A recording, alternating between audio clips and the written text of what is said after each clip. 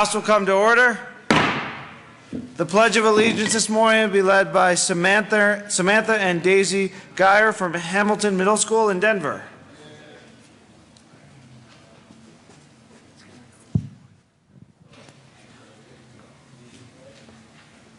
Please join us in the pledge. I pledge allegiance to the flag of the United States of America and to the republic for which it stands, one nation under God, indivisible, with liberty and justice for all. Mr. Kohler, please take the roll. Representatives Becker, Buck, Buckner, Representative Buckner,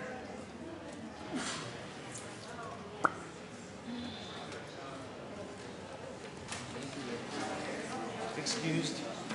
You can excuse anyone who's... I didn't hear it. Well, all right. Buckner excused. Conti. Corum. Court. Del Grosso. Dorr. Yeah. Duran is excused. Everett. Exum. Fields. Fisher. Foote. Garcia. Gardner. Giroux. I'm here, Corey. He's a lawyer. Giroux very present. Representative Buckner is present. Janal. Hamner. Representative Hamner excused. Holbert. Hollinghorse. Humphrey. Joshi. That's an important job. Kagan. We do a lot. Representative Kagan. No, but next year I'm going to do Excused. Representative Hamner is present. Kagan excused. Kraft-Tharp. Labuda. Landgraf. Lawrence. Representative Lawrence. Excused. Representative Kagan is present. Lebsock. Lee. May. Representative May. Yeah, I'm probably... Excused. McCann. Representative Lawrence is present. Representative McCann. Excused. McLaughlin. Nolte. It looks harder than... Excused. Melton. The difference is... Representative Melton. The keys change the color. Excused. Pedersen's or the trumpet, you gotta change it to... Mitch Bush. Representative McCann is present. Moreno. So yeah, what we're doing... Murray. 65. Navarro. Nordberg. Pabon. Peniston. Pedersen. Primavera. Priola. Rankin. Rosenthal. Bryden. Sane. Representative Sane. Excused. Salazar. Representative May is present. Representative Salazar. Schaefer. Scott. Singer. Sonnenberg. Stevens. Excused. Swam. Excused. Zabo. Tyler. Behill. Waller. Representative Waller. Excused. Williams. Excused. Wilson. No, we'll deal with it. Wright. Young. Figure Ferrandino. Good morning, Corey. That's our leader.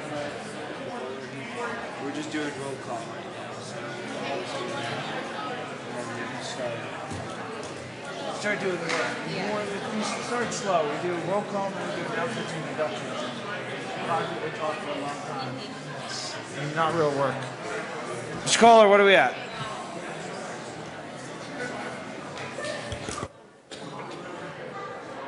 Sane, Williams, Waller, Small, Stevens, Nolte, Kagan's here.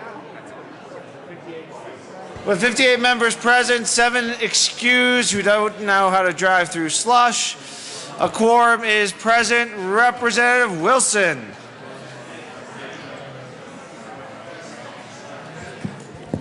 Thank you, Mr. Speaker. Colleagues, if I might have your attention for a moment, please. I have kind of had my feelings hurt a little bit in the last few days, so I filled out one of those forms that we had handed out to us, because there are many in the chamber here that think I have no culture, and you would be right. However, in anticipation of the approval of the journal, I'd like to share a special poem with you, a cultural rhyme, if you will.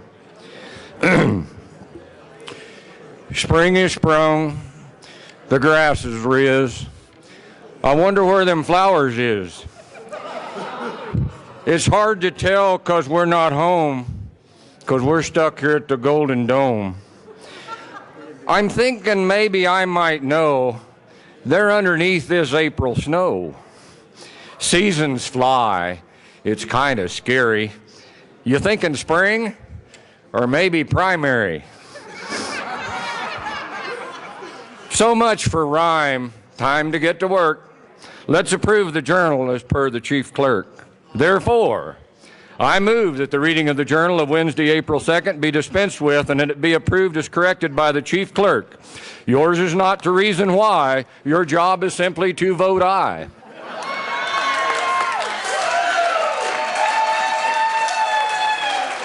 You've heard the motion. Representative Melton. Thank you, Mr. Speaker. I move that Representative Wilson do the entire journal in a poetic, rhyming fashion. Yeah, that motion's out. Representative Gardner. Thank you, Mr. Speaker. And Representative Wilson, I am pleased finally to have someone here to hold up the finest tradition of making more than simply a motion. Iambic pentameter, free verse, however it is. Thank you, and I urge an aye vote. I was just thinking, Representative Gardner, with you leaving, someone had to take up the mantle, and Representative Wilson is a very worthy successor. You've heard the motion. All those in favor say aye. Aye. All those opposed say no. You guys are mean. The ayes have it. The motion is adopted. Announcements and introductions. Representative Ryden. Thank you, Mr. Speaker. Members, I hope that you will join me in extending a warm welcome to 2 students who are here visiting today as shadows from Overland High School, J.C. Melgore and Jalitza Garcia.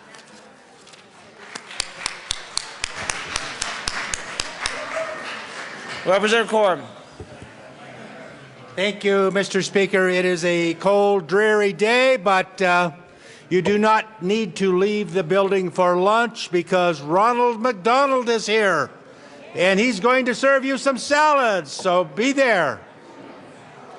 Any further announcements? Representative McLaughlin. Thank you, Mr. Speaker. Members, I'd ask for a moment. Please, matter of privilege. Hold on one sec. Members, can we have your attention for announcement? Members, those of you who have been made aware, the tribal chairman of the Southern Ute Tribe, Jimmy Newton, passed away prematurely Wednesday. I asked to be excused tomorrow to attend his memorial services and an appropriate tribute issue. We all mourn the death of Chairman Newton. He was a young leader of the Southern Ute Tribe. And thank you, Mr. Chairman. Speaker. Mr. Speaker, excuse me. The House will observe a moment of silence. Thank you.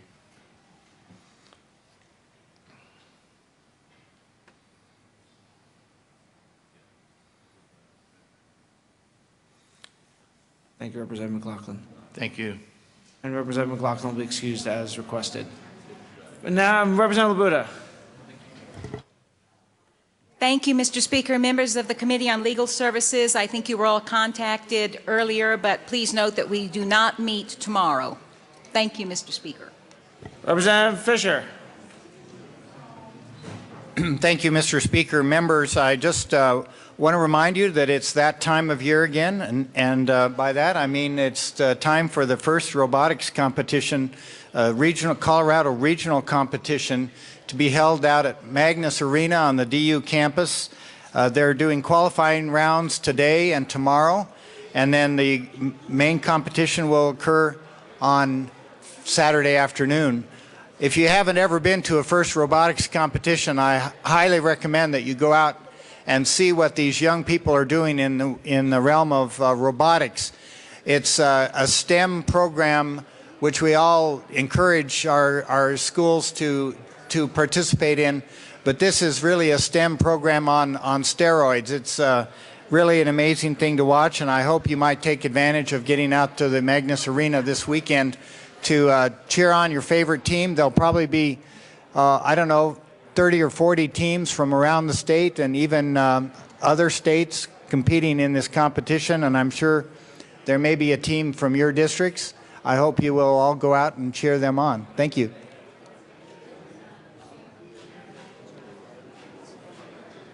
Any further announcements or introductions? Seeing none, we'll proceed to our next order of business. Third reading of bills, final passage. Members, please return to your desks.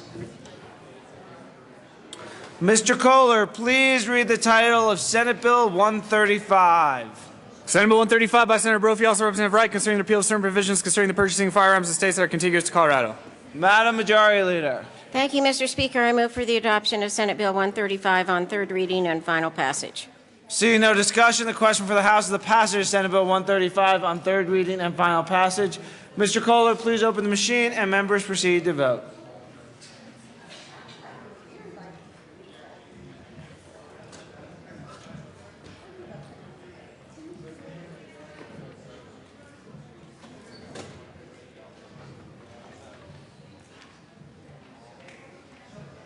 Representatives May and Priola.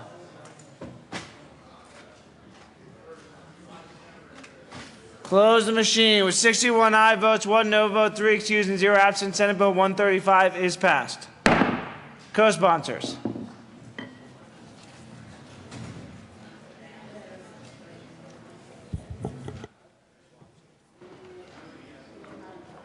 Close the machine. Mr. Kohler, please read the title of House Bill 1345. House Bill 1345 by Representative Giroux, also Senator Lambert, concerning authority for the Department of Higher Education to transfer monies allocated to the Governing Board of Institutions of Higher Education between the Governing Board's appropriation for its fee-for-service contracts and the Governing Board's spending authority for college opportunity stipends as a result of increase or decrease in student enrollment at the Institution of Higher Education. Very well done, Mr. Kohler. Madam Majority Leader. Thank you, Mr. Speaker, and thank you, Mr. Kohler. I move for the adoption of House Bill 1345 on third reading and final passage. Seeing no discussion, the question for the House is the passage of House Bill 1345 on third reading and final passage. Mr. Kohler, please open the machine and members proceed to vote.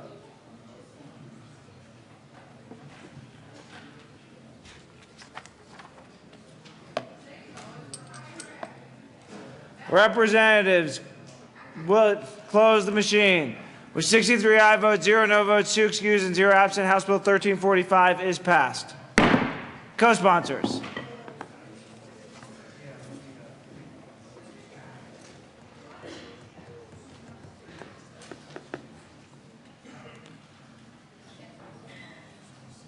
Close the machine. We will proceed to our next order of business, general orders, second reading of bills. Representative Becker.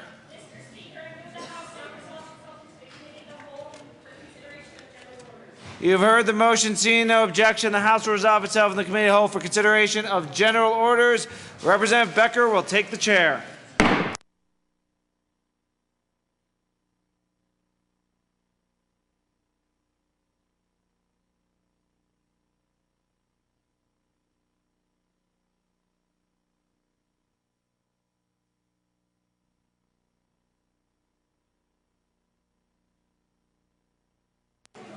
Is that on? The committee will come to order. I know what I need.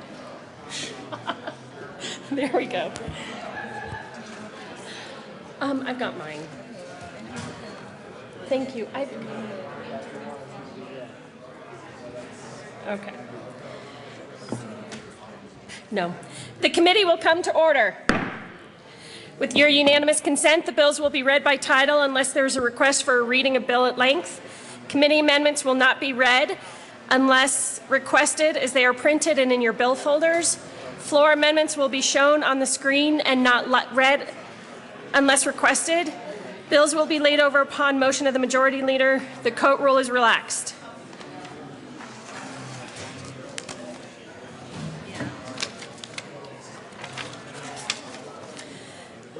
Mr. Kohler, please read the title of Senate Bill 103. Senate Bill 103 by Senator Guzman, also Representative Fisher, concerning the phase out of the sale of certain low-efficiency plumbing fixtures. Representative Fisher. Thank you, Madam Chairman. I move Senate Bill 103, and there is no committee report.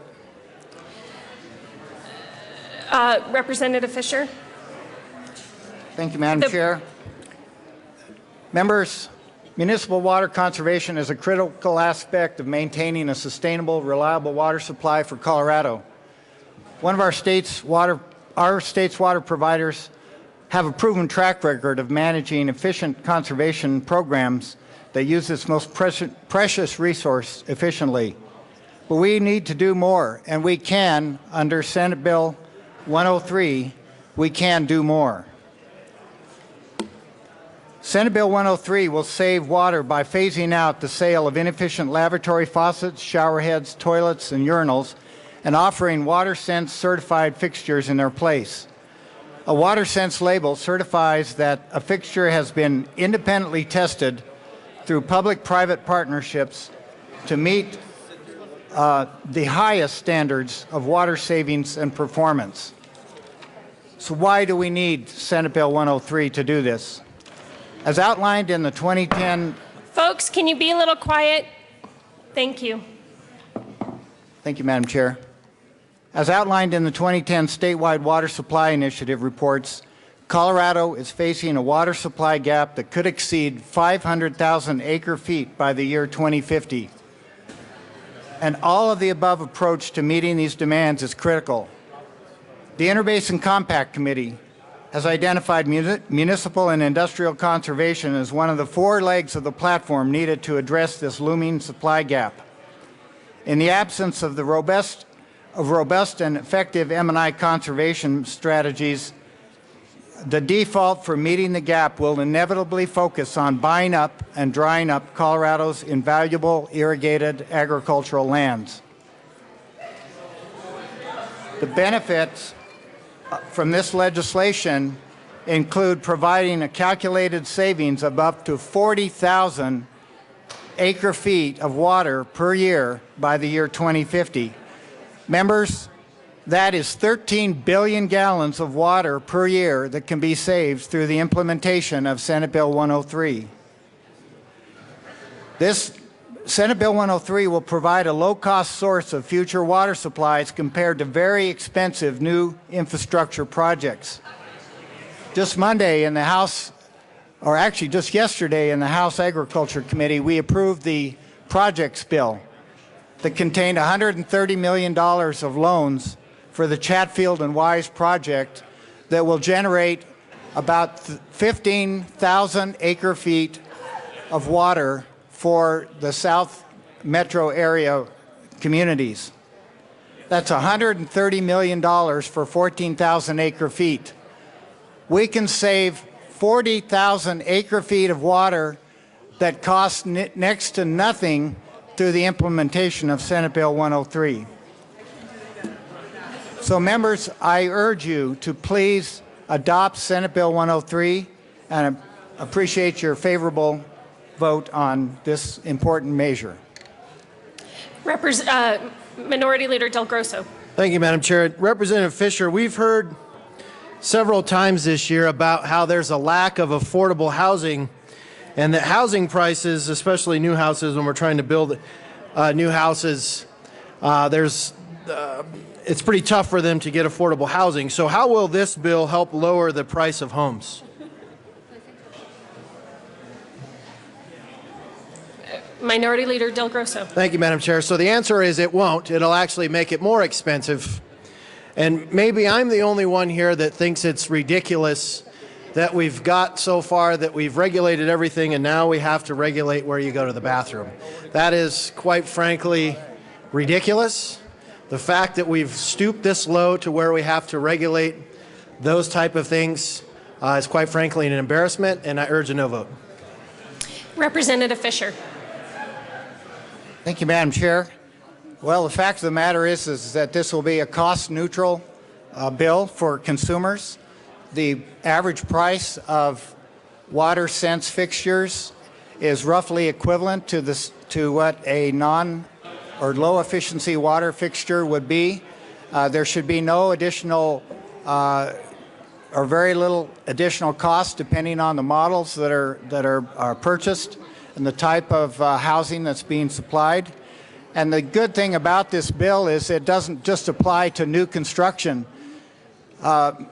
When our existing housing inventory upgrades and replaces old inefficient plumbing fixtures, there will be this opportunity to purchase WaterSense fixtures in addition, in lieu of older, less water efficient fixtures. And so it's not just aimed at new construction, but this will benefit all consumers in Colorado. So I don't believe it will have any impact on the cost of affordable housing. Representative Conti. Thank you, Madam Chair. Representative Fisher, I guess your comment about it being about similar in cost, I would take a little bit of issue with. This summer I did some remodeling in my home, and I can tell you that I looked at WaterSense fixtures, and I was very grateful for the rebates that existed because of the rebates that existed, it brought it down to the cost within about $25, still on the more expensive, but in the realm of the cost of standard fixtures. And you have it on pretty good authority that, of course, once the mandate, not the opportunity, exists in this bill as implicated, that we will be losing those otherwise positive incentives. Representative Something Lebsack. to consider, members. Thank you. Thank you, Madam Chair. And the average cost of a WaterSense shower head, members, is $36. And the average cost of a non-WaterSense, the older style shower head, is $48. And so with shower heads, we're actually going to see a decrease in costs. Representative Sonnenberg. Thank you, Madam Chair. Well, I guess that leads the point then. Why do we think consumers are so stupid to make their own decisions? Because that's what we're doing. We're telling them, we're going to make their decision for you because you're not smart enough to pick the low flow, you're not smart enough to pick the cheapest one, so we're going to mandate which ones you're going to do. And this has been Denver Water's mission for several years now. So with that said, I move L007, ask for it to be displayed. Thanks. Representative Lebsack. Oh, I'm sorry. I'm sorry. I was distracted for a moment. The amendment is properly before us. Please proceed. Thank you, Madam Chair. And members, what this amendment does is this has been Denver Water's mission. This is what they have wanted to do. But again, Denver wants to tell the rest of the state, rural Colorado, what they ought to do as well. So if Denver Water wants this, let's let Denver Water do it within their system and their providers. I ask for a yes vote. Representative Lebsack. Thank you, Madam Chair. I'm asking for a no vote on this amendment. Ladies and gentlemen, I was talking to one of my cousins in northeastern Colorado a couple weeks ago, and you know what he asked me? When are you folks down in the Denver metro area going to start conserving more water so we can have more water for northeastern Colorado? You know what my response was? We've got a bill for you, brother. Senate Bill 103 is going to conserve water, and so we're going to have more water for our crops and for other folks around the state. So this is the bill for my cousin out in northeastern Colorado, Senate Bill 103. We're going to conserve water not only in Denver, but throughout the state. and we're going to have more water for agriculture. This is an agriculture-friendly bill, a rural Colorado-friendly bill here at Senate Bill 103. Please vote no on this amendment. Representative Sonnenberg. Well, thank you, Madam Chair, but that simply isn't true. It's unconsumed. It's non-consumed water. So if you run 5 gallons of water through your toilet, it still goes back in the system. It's not consumed. Or if you use 2 gallons of water in the system, it's not consumed. The same amount of water stays in the system. It's simple math. It doesn't create more water. It doesn't save water. It keeps the same amount of water in the system. Now, will it lower your water bill? Dang straight, it probably will, unless you have to flush twice. But it will lower your water bill. So why do we need to mandate on a consumer, to him or her, that they should buy this because it saves them money? We shouldn't have to. Consumers are smart enough to make that decision. But if you want to do it, let's do it in Denver. Let's vote yes on the amendment. Representative Giroux. Thank you, Madam Chair. Members, I've been dealing with these issues because this isn't the first time that WaterSense fixtures and fittings have been debated. In fact, National Plumbing Code dictated about, I think it was probably about 9 years ago, maybe it was 10, I can't remember. And so the water fixtures and fittings, or excuse me, the fixtures and fittings for plumbing residential use has been upgraded to the point where those old toilets that when I was growing up, my younger brother used to flush my Timex down the toilet on a regular basis. And his deal was, how fast can I get the Timex to spin? And so those fixtures, if he were to try to flush something, it wouldn't spin as fast today as it used to spin. So we've been through the water conservation mode with the National Plumbing Code. And I'm fine with that. However, I will tell you that because of these new fixtures and fittings in my house, I live outside a water district. I live on a well. Because I live in the mountains, I don't have the same flow as far as my well that most people do in eastern Colorado. I actually have a very low flow into my reserve. Representative Giroux, could you speak to the amendment? Thank you, Madam Chair. I am speaking to the amendment because I'm talking about water and what the amendment does for those areas that are not in Denver. Okay. So, and I understand, Madam Chair, you probably don't live in the mountains on a water well. But the point of it is, members, right now, this morning, when I took a shower, I seriously have to run around to get wet because I can't, the water that comes out of my shower head, because I'm in a rural area, because I live on a well, and as Representative Sonnenberg said, because it's a completely closed system, I conserve more water than most of you in this room because of the system that I have within my house and because of the plumbing and fixtures, plumbing fittings and fixtures that I own currently. So the reason this amendment is so good is it will take me less time to shower because I won't have to run around as much to get wet. And I'm not kidding. Those big shower pan fixtures that are so popular in some of the high-end homes, I can't have one of those on my house because if I did, I'd only get a single drop that came out. Those fixtures and fittings are very common in high-end homes in Denver. And if they want this bill, I think it's great. I mean, I sat down with Denver City Water early on. It was last summer when I first heard about this bill. This is a really bad idea for most of Colorado. This may be really, really a good idea if you live in a metropolitan area, but honestly, I don't want to say this is a war on rural Colorado, but this is a war on rural Colorado toilets, that's for sure. I ask for a yes vote on this amendment. Representative Mitch Bush. Thank you, Madam Chair.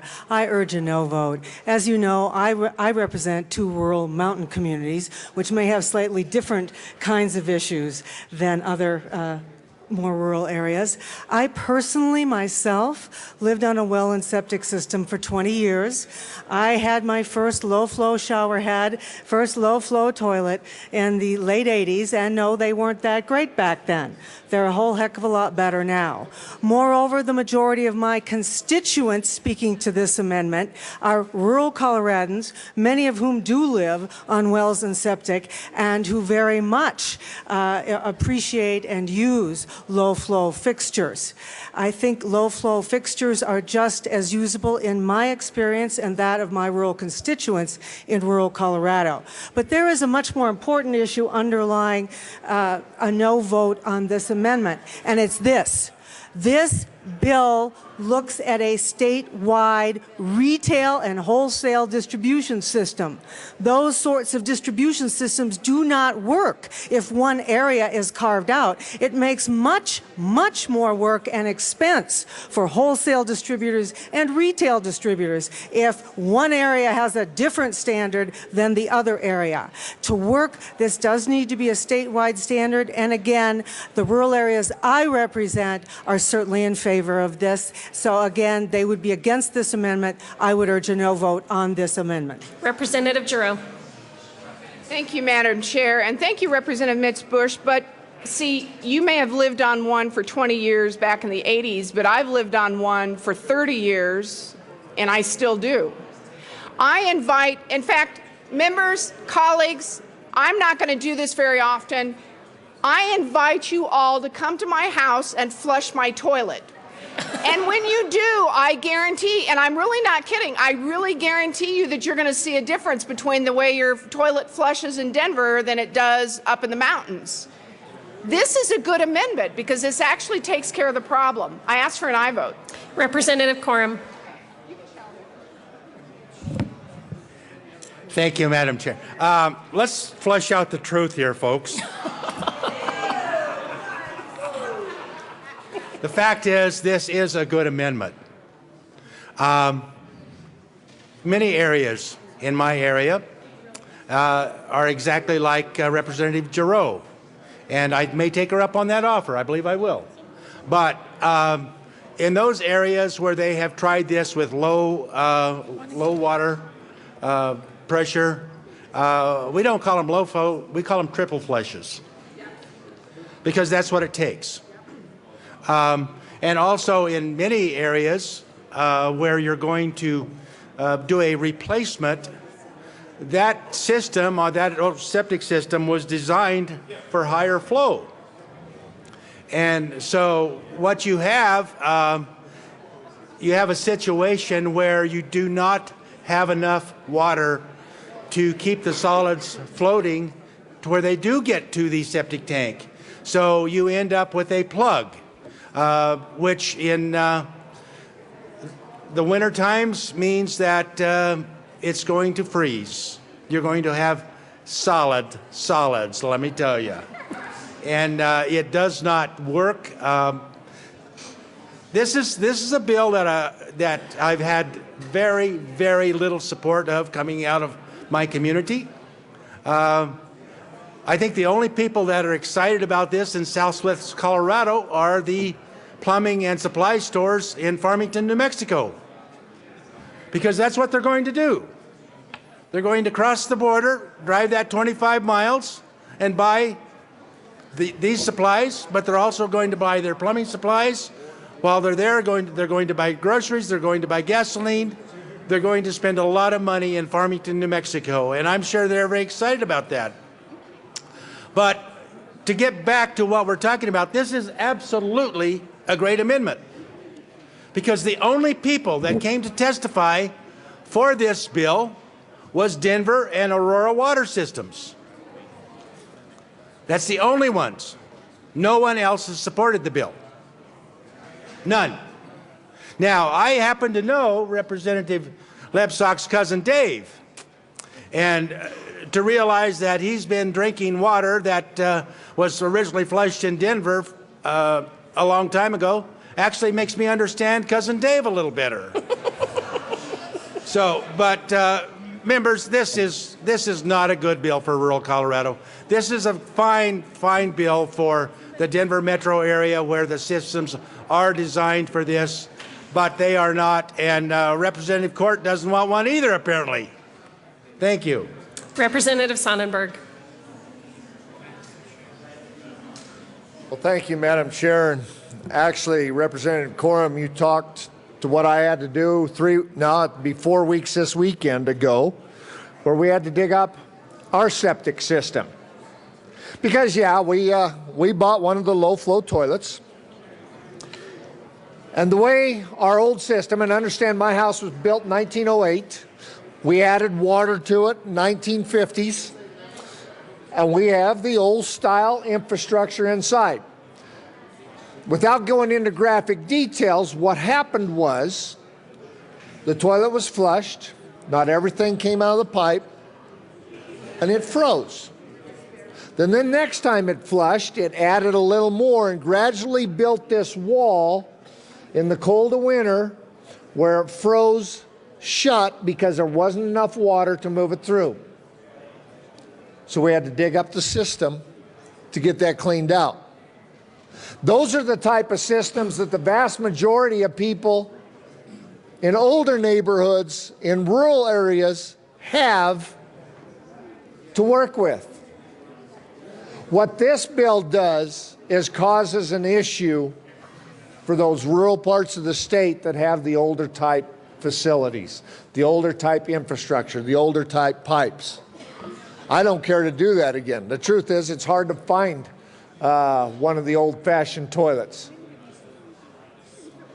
But to outlaw them is wrong. If you want to do it in Denver, and this is Denver Water's bill, then do it. But don't mandate it on the rest of the state. I ask for a yes vote on the amendment. Representative Rankin. Thank you, Madam Chair. I'd like to share my own experience because I'm now a half-time downtown Denver resident, and I also live in very rural Colorado with my own well and my own septic tank. So at home, when I'm in Garfield County, western Colorado, you know, I turn on the shower and it's hot and I take a shower and I flush once. In my Denver apartment, I live in a LEED building, very so-called energy efficient. I flush at least 3 times, and let me tell you, when I turn on the hot water, it takes 5 minutes. 5 minutes of water running. I would never do that at home. I mean, this stuff just flat doesn't work on a practical basis. You know, at least in my experience, and I agree that's anecdotal. Next thing I want to say about all this is that this is another example of a Denver problem. And by the way, Denver Water, I mean, you've done a great job of being conservative over time. I'm not sure this is why. But this is another example of taking a Front Range problem and making it statewide. We're doing that in too many things. It's one of our biggest gripes. I mean, air quality was one that just happened last week. You know, Denver problems don't necessarily apply to Western Slope and rural Eastern Slope communities. So I think we need to be very careful. There's nothing wrong with making a bill regional, as this amendment does. We can make it apply to those areas where it will pay off, but not put an unusual burden on those areas where it's not appropriate. And the last thing I want to say about this is that choice is liberty. John Stuart Mill, to paraphrase, choice and liberty are the same thing. Every time we limit choice a little bit, we take away a little bit of liberty.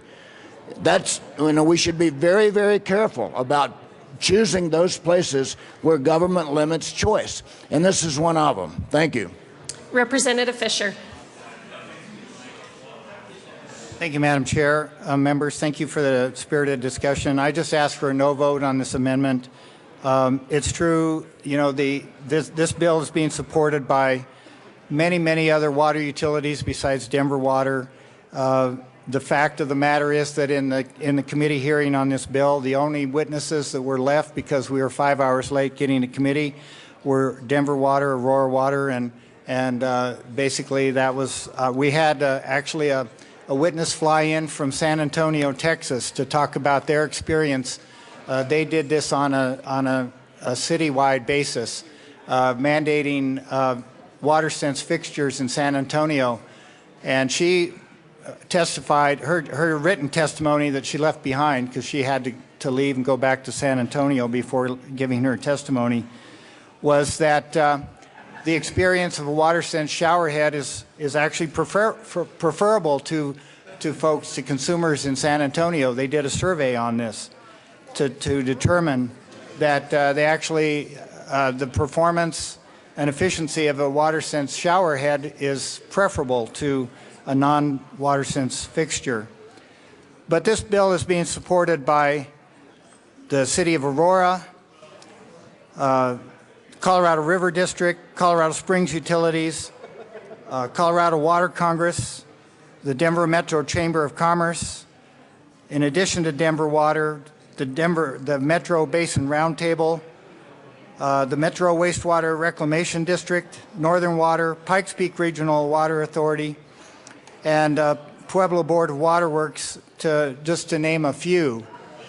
And so my problem that I have with this amendment is that Denver Water only serves a small portion of the water needs of Colorado. And so by limiting it to just Denver Water's territory, we will miss out on much of the water savings that is possible if we adopt Senate Bill 103 without amendment. And the 40,000 acre-feet of savings calculated for this bill could prevent the buy-up and dry-up of around 20,000 acres of irrigated farmland. And it's true that Denver, all the metro area water that we use as consumers, about 75 or 80% of that goes back to the South Platte River as return flows. But the fact of the matter is that these growing communities in the Denver metro area are looking for water supplies in irrigated agriculture to meet their future demands. 40,000 acre-feet of water is a lot of water for almost nothing. So I urge a no vote on this amendment. Representative Murray? Is she? No? Oh, I'm sorry, Lawrence. Thank you. Thank you, Madam Chair. Well, today at least I'm not Representative Wright, so thank you very much. I am right. The testimony that we heard in committee, we heard from Denver Water and Aurora Water, two of the large in transportation and energy, which I don't know why we're hearing a water bill in transportation and energy.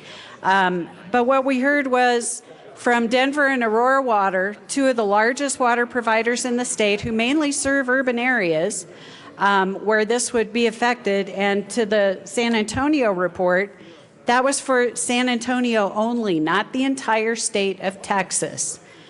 So this amendment actually does make sense. Why shouldn't we just limit it to the areas of those water providers who repeated over and over again that their incentive programs are working? Do they want this bill just because they're tired of paying out incentives for people to purchase low-flow water toilets and shower heads? I don't know. They kept saying that their incentive program was working, and if this is such a great program and they love it so much, let's just limit it to the Denver water service area. Representative Corum. Thank you, Madam Chair. And yes, I would repeat that San Antonio did do this. My son is in San Antonio, and I actually lived in the San Antonio area a couple of years. But when Representative Fisher got up and talked about this and asked for a no vote, but his reasoning was actually in support of this, because it is limited to the San Antonio area. It is not a statewide Texas regulation. It is San Antonio. I support Denver metro area doing this. I think it's a great idea, but it does not need to apply to the entire state, where actually it will be an unintended consequence of causing extra money. You're going to be digging up septic systems. you're going to be spending more money in those areas that are not designed for this type of system. So this is a great amendment. I ask for your vote yes. Is there any further discussion on the amendment? Seeing none, the question before us is the adoption of L007. Those in favor say aye. Aye. Those opposed say no. No. The amendment is lost. Representative Peniston. Thank you, Madam Chair. And colleagues, this is one of the best bills, in my opinion, to come along this session. The news flash is that all of Colorado is arid climate, all of Colorado. It's not just regional. And we down here need to show some leadership in the arena of water conservation, because we clearly get that we don't have all the water just to flush down toilets needlessly. So this is a perfect bill because it's not going to, it phases in. Nobody has to do this before their infrastructure needs to be replaced. So you can keep whatever you've got for a long time. Businesses can get it off their shelves. There's plenty of time to do that. And we actually then will give people choices, because I want to be sure that the listening public, as well as all my colleagues, know that WaterSense is not a particular company. It is a type of fixture. And so there will still be lots of choices about what particular brands you can buy. The cost on them will vary, just like you have right now. And in fact, in my very shallow home decorator mindset, I even asked the question, are there going to be lots of different styles that we can pick from? Because for some of us, that's kind of important. And the answer was yes. So this really is a good overall way of showing leadership for Colorado in the area of water conservation, and we all need to be on board with this. Representative Kraft-Tharp. Thank you, members. I am rising in support of this bill today. Thank you, Mr. Minority Leader. If you'd like to come up and speak at the mic around that, that would be just fine. Senate Bill 103 asks manufacturers of these fixtures to submit a one-time report of the percentages of high-efficiency water fixtures that they are selling in Colorado to the Colorado Water Conservation Board. I just want to let you know, members, that it is the intent of those that support this bill and the manufacturers to work with the Colorado Water Conservation Board to create a reporting tool for the manufacturers or their respective trade association that is simple, that does not require disclosure of particular models of fixtures, and that can be compiled into a summary aggregate report for review by the legislature and the House and Senate Ag committees. Meeting Colorado's predicted water supply gap will require an all-of-the-above approach, including conservation. This bill will save an estimate 40,000 acre-feet of water per year by the year 2050. Similar legislation in 3 other states has proven successful with the help of the manufacturers of high-efficiency water fixtures. Members, with this information about the manufacturer reports, I'm asking for your support. Thank you. Representative Conti. Thank you, Madam Chair. We've heard testimony this morning that would suggest that WaterSense fixtures are the same and competitively priced to regular fixtures. I can tell you that in my recent stint at Home Depot and Lowe's, you could find some that were neck and neck price. However, when you talk to the department manager, when you talk to the guy that works in the aisle, he would tell you, you don't want that one. You don't want that one that's competitively priced, because that's garbage. You will have plumbing problems. You will have issues. You want this one over here that's about twice the price. This is the one that has the improved flushing mechanism. This is the one that's not going to cause you grief. So please be aware that in the retail market, just like everywhere else, there are differences.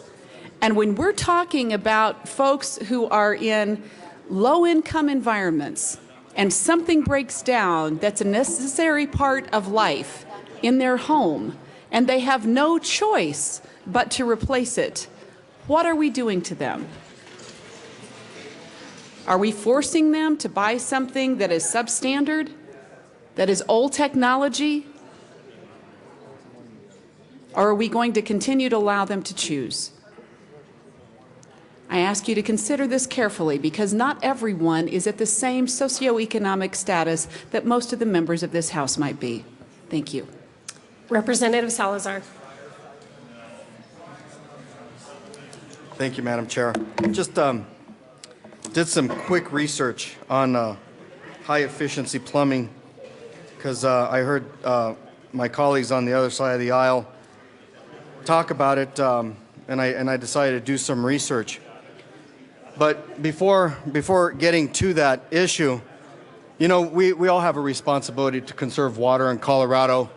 I'm the chair delegate for a national program called Nuestro Rio, and that is a number of states have gotten together to talk about the Colorado River and the trouble that the Colorado River is in. And we're talking about tribal representatives, we're talking about representatives, farmers, ranchers, and elected officials in New Mexico, Colorado, Utah, Nevada, California.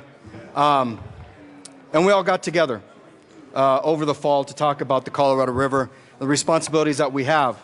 And they started talking about how rural Colorado and rural New Mexico, how they were, the farmers and ranchers have been talking about how can we best conserve water, because it's a precious commodity in the West, as we know. Madam Chair. Madam Chair, it's a little loud in here.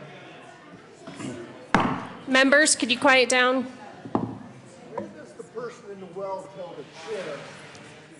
I think a number of times. In fact, I think you've done it a few times. But I guess what I'm saying is that they all got together and said, hey, this isn't just a rural or urban issue. This is all of us as a whole, because we're all responsible for the water. We're all responsible for the crops that are grown. We're all responsible for the cattle that's raised. We're all responsible for the water that we drink. And so how can we work together with that responsibility in mind? And I have concerns about it. My family's from the San Luis Valley, rural Colorado, and they have concerns, just like everybody else does, about water conservation.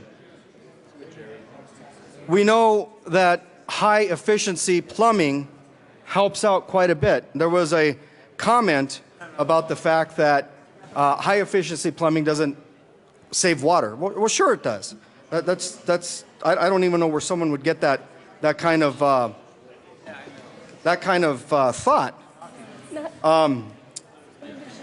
If 1 out of every 100 American homes were retrofitted with water-efficient fixtures, that would save about 100 million kilowatts of electricity per year, avoiding 80,000 tons of greenhouse gas emissions, equivalent to removing nearly 15,000 automobiles off the road. Of course it saves water, and it saves electricity. Low-flush toilets save, for a family of 3, save hundreds of, or 54,000 gallons annually, and can lower water bills by $60.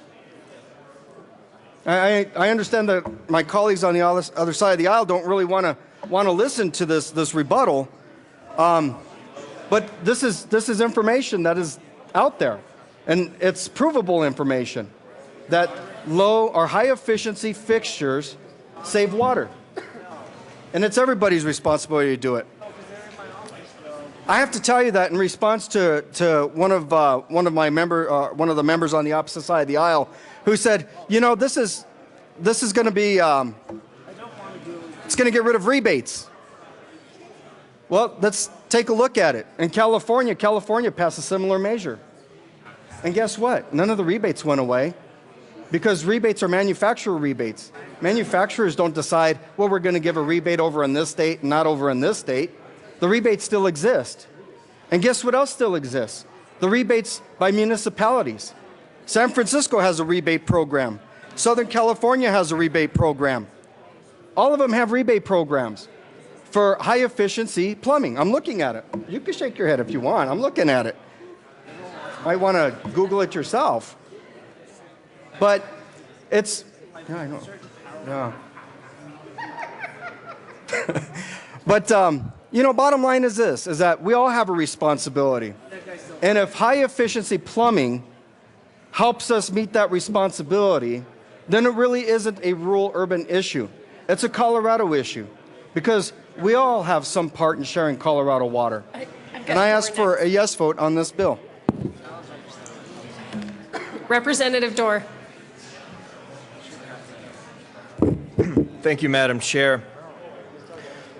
First off, I think one of the issues, and it's an overlying issue beyond even this bill that concerns me, is we come down to the well some and talk about how this is leadership, how we're going to push something forward and it's leadership. We're experiencing seeing leadership. And, you know, leadership is when you allow people to make decisions. And you allow people to make those decisions because you've given them the opportunity to make one in an educated way. Now, dictatorship is when you tell them what you're going to do and what they have to do. And I think we see more of that too often down here than otherwise. This bill itself troubles me for a lot of different reasons. And one, because we're doing a lump of putting everybody into the same category. Now, there are those that have systems out there, water systems, which are on-site wastewater treatment systems that are self-contained. And so the flow will go in, the waste will go out, the waste is redistributed, uses, in essence, a fertilizer, and the water is put back into the ground and can be, in essence, reused again. So I offer L010 and ask that it be displayed as an amendment that would exempt these type of on-site water treatment sources. So this is somebody that has an on-site water treatment source for their property, so that the flow, whatever the flow is, they're exempt from having to buy that toilet because their water is being used, put back into the ground, and will ultimately be used again. And it's outside of these treatment systems that I know we're talking about in this particular piece of legislation, and ask for a yes vote. Is it Representative Scott? Representative Fisher.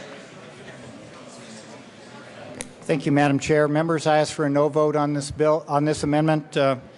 I think it's problematic for a number of different reasons. And first of all, let me just explain to all of you members, nothing in this bill is going to require anybody to change out their water fixtures. So if you're happy with your 3 gallon per minute or per flush toilet, you can keep it. Nothing in this bill is going to force you to change that toilet out. So you can just keep putting in new flapper valves and fill tubes and whatever you want for the rest of your life. It's not required in this bill that you change it out. So I want to make sure that everybody understands there are not going to be any plumbing fixture police out coming to your house to make sure you have WaterSense fixtures. It's totally up to the consumer to decide when they want to change their fixtures out in existing inventory. So let's please not be led astray by some of these arguments that we're going to require all this stuff be installed. But let me reiterate, the purpose of the bill is that over a period from now until 2050, the phase-in of these fixtures will save 40,000 acre-feet of water. That's a lot of water for no cost. So thank you, members, and I ask for a no vote on this amendment. Representative Giroux.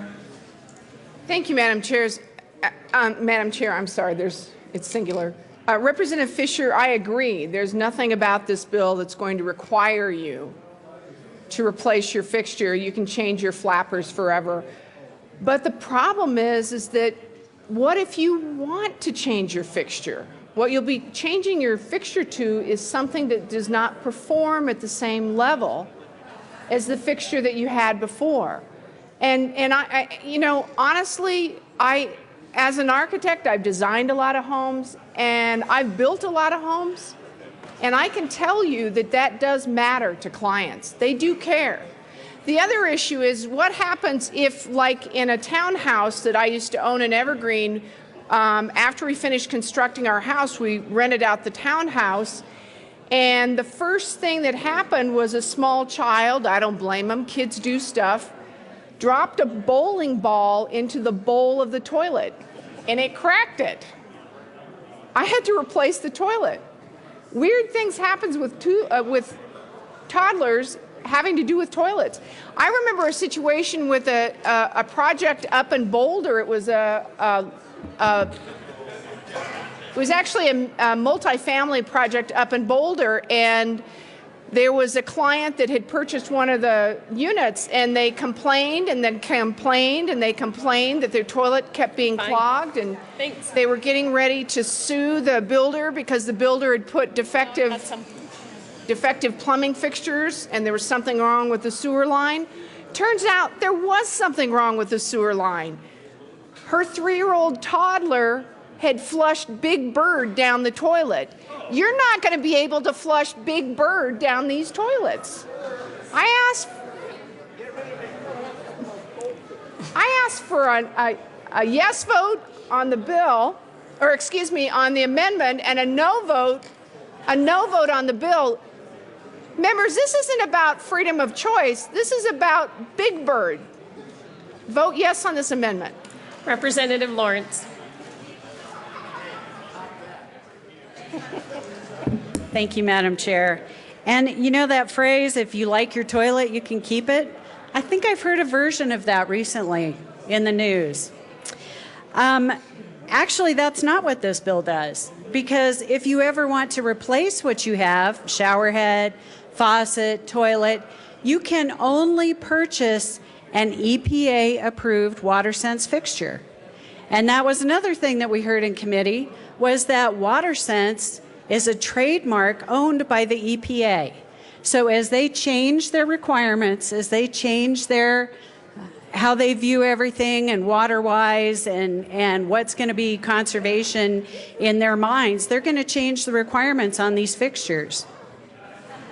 So if you like what you have, no, that doesn't necessarily mean that you can keep it. And in instances where you're on a well or a septic, since it was mainly Denver and Aurora Water who supported this bill, why do they have any say on what that private landowner who has a well and a septic puts in their home?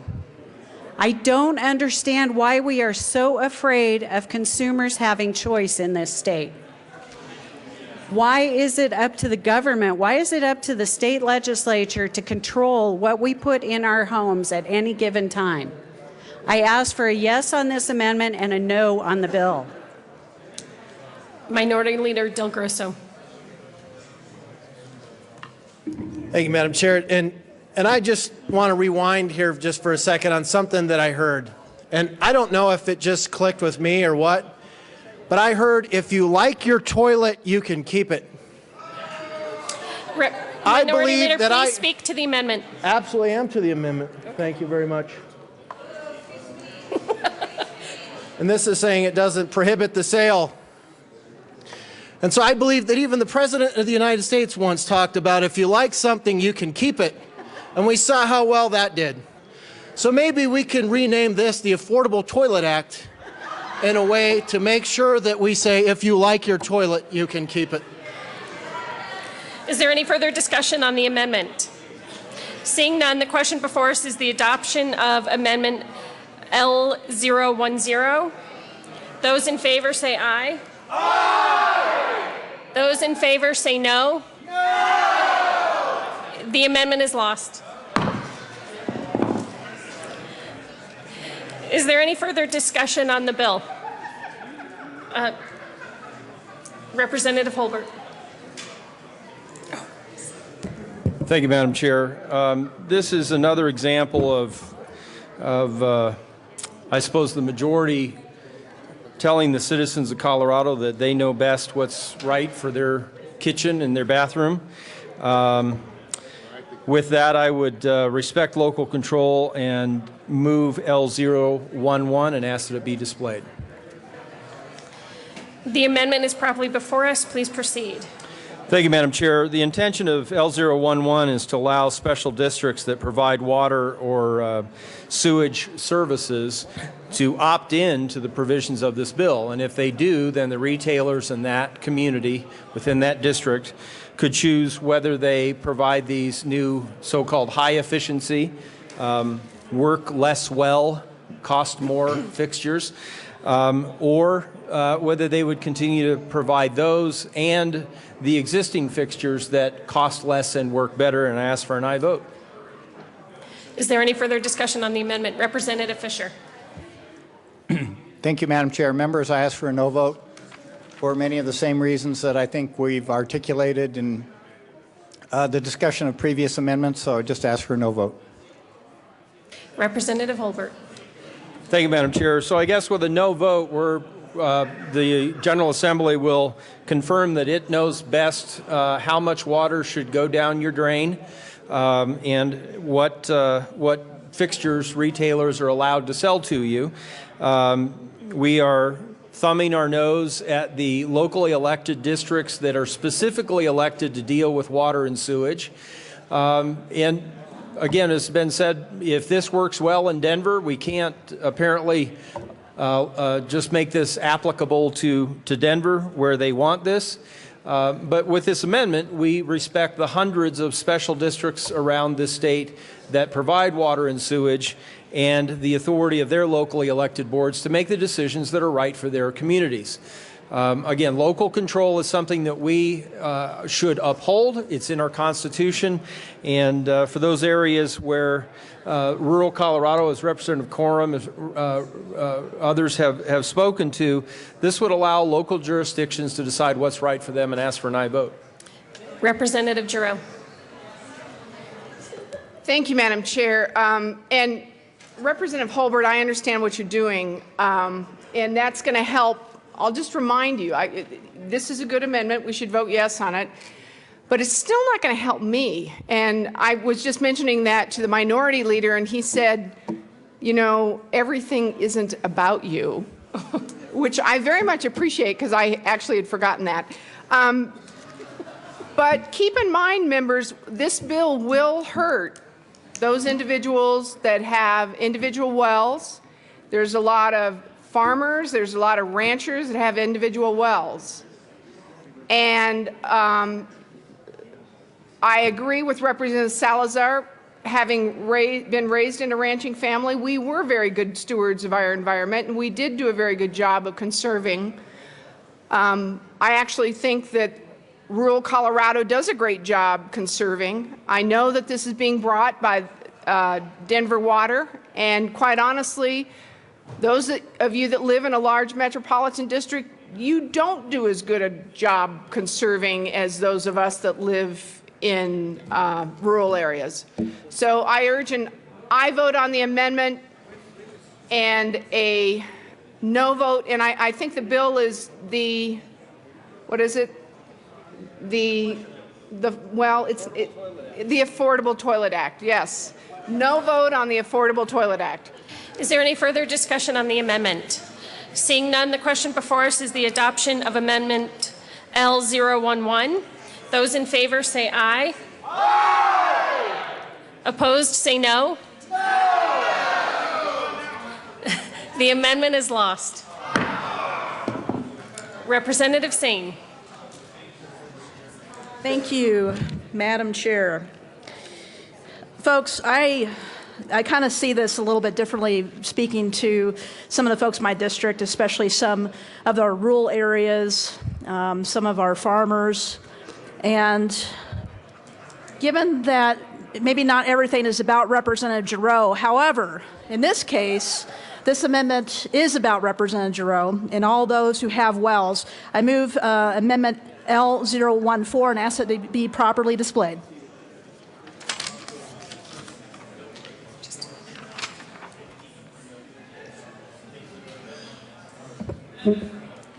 The amendment is properly before us. Please proceed. Thank you, Madam Chair. Folks, we're back to an urban and rural divide once again. Denver Water versus rural Colorado. And folks, our farmers know very well what it means to conserve water. They're some of the best environmentalists that we have. And if we're that concerned about making sure we're not buying and drying ag, then let the rural folks make that decision. Let's let the rural folks make that decision about whether government should be involved in their toilets or not. And I do object to co-opting certain words. I think this should be the Unaffordable Toilet Act, because that is what it's going to be for some of these folks, because it is much more expensive. So let us exempt rural Colorado from this bill. Let's let rural Colorado make the choice about what kind of toilet they want to use. This will exempt anyone who installs this fixture in a building that is served by a well. So I urge a yes vote on this amendment. Is there any further discussion on the amendment? Representative Fisher. Thank you, Madam Chair. Again, members, I ask for a no vote on this amendment. The amount of water used from an exempt well, the less water that is used actually, provides. I mean, a lot of the problem with exempt wells is that they're very low flow. They have oftentimes not much capacity. So more efficient water fixtures would actually help in households that have exempt wells. And not only that, but again, I go back to the argument that there's not going to be anybody out there policing people to change out their fixtures. And so I ask for a no vote on this amendment. Representative Humphrey. Good morning, members. This is a great amendment, and I think it only makes sense for folks that have well water. They've got the well on one end of the property, they got the septic on the other end. It's only fair to them. It's another part of this Affordable Toilet Act that we've been talking about. And if Joe Biden were here, I guess he would call this a big flushing deal. So I urge your yes vote. Thank you. Is there any further discussion on the amendment? Seeing none, Representative Giroux. Thank you, Madam Chair. And I want to thank Representatives Sane and Humphrey. This isn't all about me, but this is about rural Colorado toilets on wells. I asked for an aye vote on this amendment. This is a very good amendment. And members, it's all about a matter of density, because you can't have a well unless and I could be wrong, but I think you have to have at least 5 acres of land before you can actually have a well, an individual water well. So what this will do will have very little impact on the amount of water conserved in the state. As I said before, if you're on a well, you automatically conserve water because we don't use it at the rate that everybody else does. I ask for an aye vote. This is a good amendment. Is there any further discussion on the amendment? Seeing none, the question before us is the adoption of Amendment L014. Those in favor say aye. Aye. Those opposed say no. No. The amendment is lost. Is there any further discussion on the bill? Representative Sonnenberg. Thank you, Madam Chair. I move L012 and ask for it to be displayed.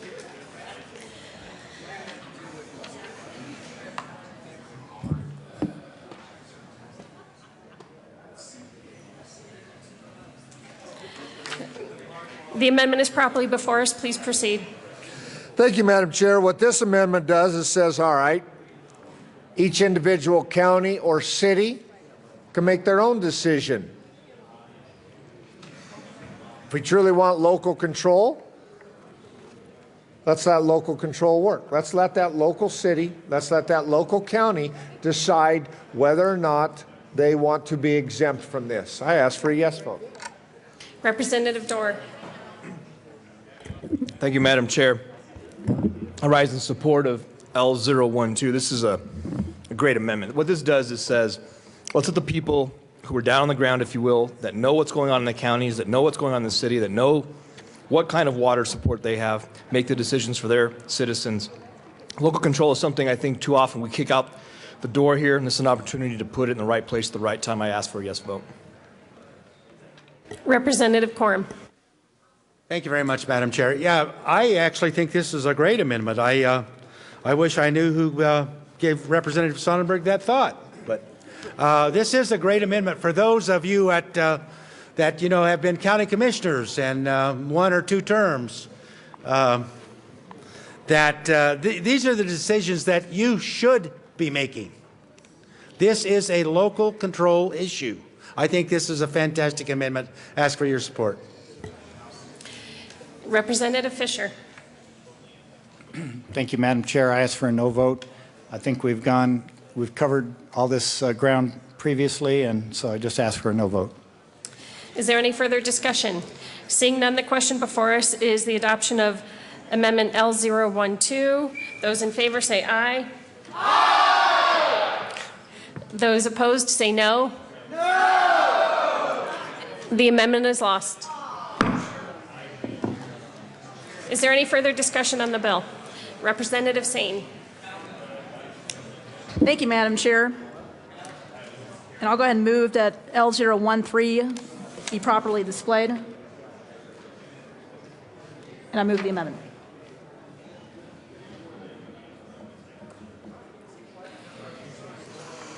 The amendment is properly before us. Please proceed. Thank you, Madam Chair. And so, members, if we're not going to allow counties to be exempt, let's just drill it down to the government that is closest to the people. And that is your municipalities. And that includes those rural municipalities that may be welcoming new development or older homes that need to be refurbished. Again, let's let those cities make that decision at this more granular level if that's what's best for its citizens, especially for these smaller towns. If there's any restriction at all on home building, that could be the difference between them locating to another city or town next door. Folks, I still see this as an urban and rural divide. It really is. So we have our urban cities pushing this bill. Let's give our rural municipalities a voice in this. I urge a yes vote. Is there any further discussion? Representative, is there any further discussion? Seeing none, the question before us is the Representative Lawrence. Thank you, Madam Chair. I was just waiting until you looked away to raise my hand. So. Thank you. You know, this is a great amendment. What this does is offer those municipalities, cities. No, it's municipalities. All right. It offers them the ability to exercise their local control and have a choice over what they do in their own communities. You know, ultimately, this is about choice. And again, I don't understand why there are members in this chamber who are so afraid of consumers having a choice or retailers having a choice of what products they sell in their stores, what products consumers would like to purchase for their own homes. This actually just gives some local control, and I would urge an aye vote on this amendment. Representative Fisher. Good. Thank you, Madam Chair. Again, I'll just go back to some comments that were made at the well a little earlier in this discussion, is that, well, if San Antonio wanted to do this in Texas, that was fine, but it's not a statewide bill. Actually, in fact, it is a statewide bill in Texas. In Texas, the state legislature passed House Bill 2667, with 53% of the Republicans supporting and signed by Governor Rick Perry. And this bill was very similar to the one we're working on here. So I urge you to reject this amendment. Thank you. Is there any further discussion on the amendment? Representative Sane. Thank you, Madam Chair. I would just like to remind the body, this is not Texas. This is Colorado. And we would like our local control, whether it's toilets or anything else. I urge a yes vote. Is there any further discussion of the amendment? Seeing none, the question before us is the adoption of Amendment L013. Those in favor say aye. Aye. Those in favor say no.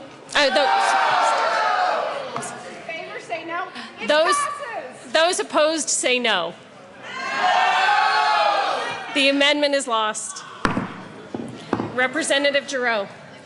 Thank you, Madam Chair. Members, you know, there's a certain amount of kidding that goes on. There's a certain amount of seriousness And I think what we've learned, and what's amazing to me is that we actually have so many members on the right side of the aisle that are present today. So with that, I move L015 and ask that it be displayed. Okay. Let me read it to you in case you can't read it from where you are. In conjunction with the provisions of this act, all chairs of the Committee of the Whole must periodically have their hearing tested. The amendment does not fit I under withdraw my the title of the amendment, bill. Madam Chair. I'm just trying to make a point, that's all. Representative Sonnenberg. Huh? Thank you, Madam Chair. I move L016 and ask for it to be displayed.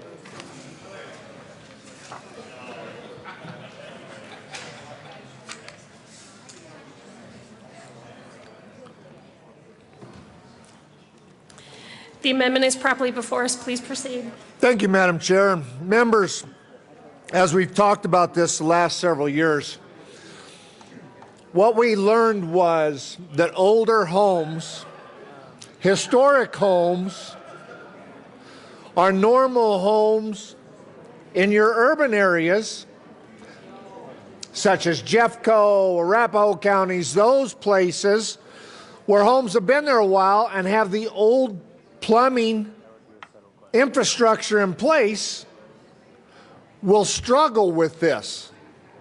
And so this amendment fixes that. This amendment says if your house is over 30 years old, you're not prohibited from buying those fixtures that work best with your plumbing system. I would ask for your yes vote on L16. Representative Dorr. Thank you, Madam Chair, and I rise in support of L016. This is actually an amendment that when legislation was passed in California for low flow toilets was added to it to exempt older homes before a 30-year date, the historic type of homes, because as Representative Sonnenberg said, with older plumbing there are other issues that cannot be addressed through a low-flow toilet. So this is a good amendment. This would actually follow what other states have done, like California, and I ask for a yes vote. Representative Court. Thank you, Madam Chair. Well, my house is 100 years old. It's even older than I am. And we have low-flush toilets and low-flow shower heads, and everything works just fine. So I don't have a problem with having an older home and energy-efficient water features. So I oppose this amendment. Representative Corum. Thank you, Madam Chair. I do not believe that Representative Court is as big a eater as I am. Sometimes you need water to get the job done. And that's what we're talking about here. We need water. Representative Court. Thank you, Madam Chair. Well, actually, if we're going to get into that discussion, in Europe, where many, many buildings are a bazillion years old, they have two different flushes, and it works just fine. So, Representative Corum, I don't think it's problematic. Representative Dorr. Thank you, Madam Chair. 2 points.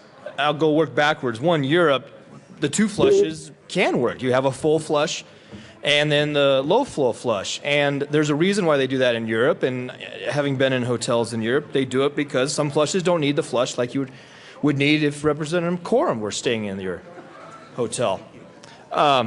Secondly, and I'm glad that your house is 100 years old doesn't have the issue, but just because your house doesn't have it doesn't mean all the other older houses out there won't have it. And so this is talking about all the older houses in Colorado, not just one particular house in Colorado. I ask for a yes vote. Representative Holbert. Thank you, Madam Chair. Follow up on Representative Dorr, he's exactly right. If Representative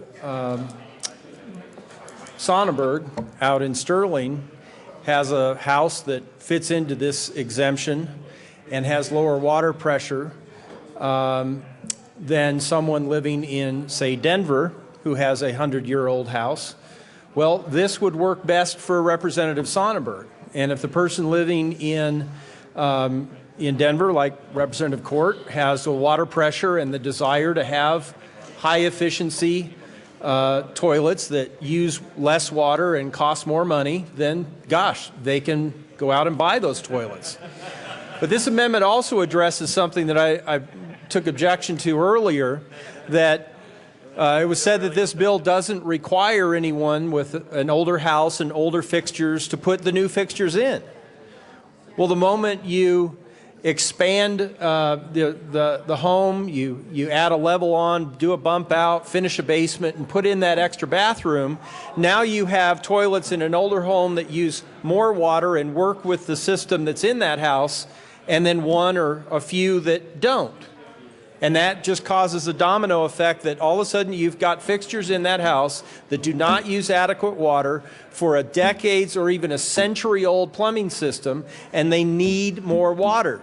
But through this bill, the minute they add in that extra bathroom, the minute they go to replace a fixture, we're requiring them, not giving them any choice, not giving them any local control, we're requiring them to use what residents of Denver, at least some of them, want in those rural communities. And the minute we put that one fixture into those homes that fit this exemption, it's going to mess up the whole system.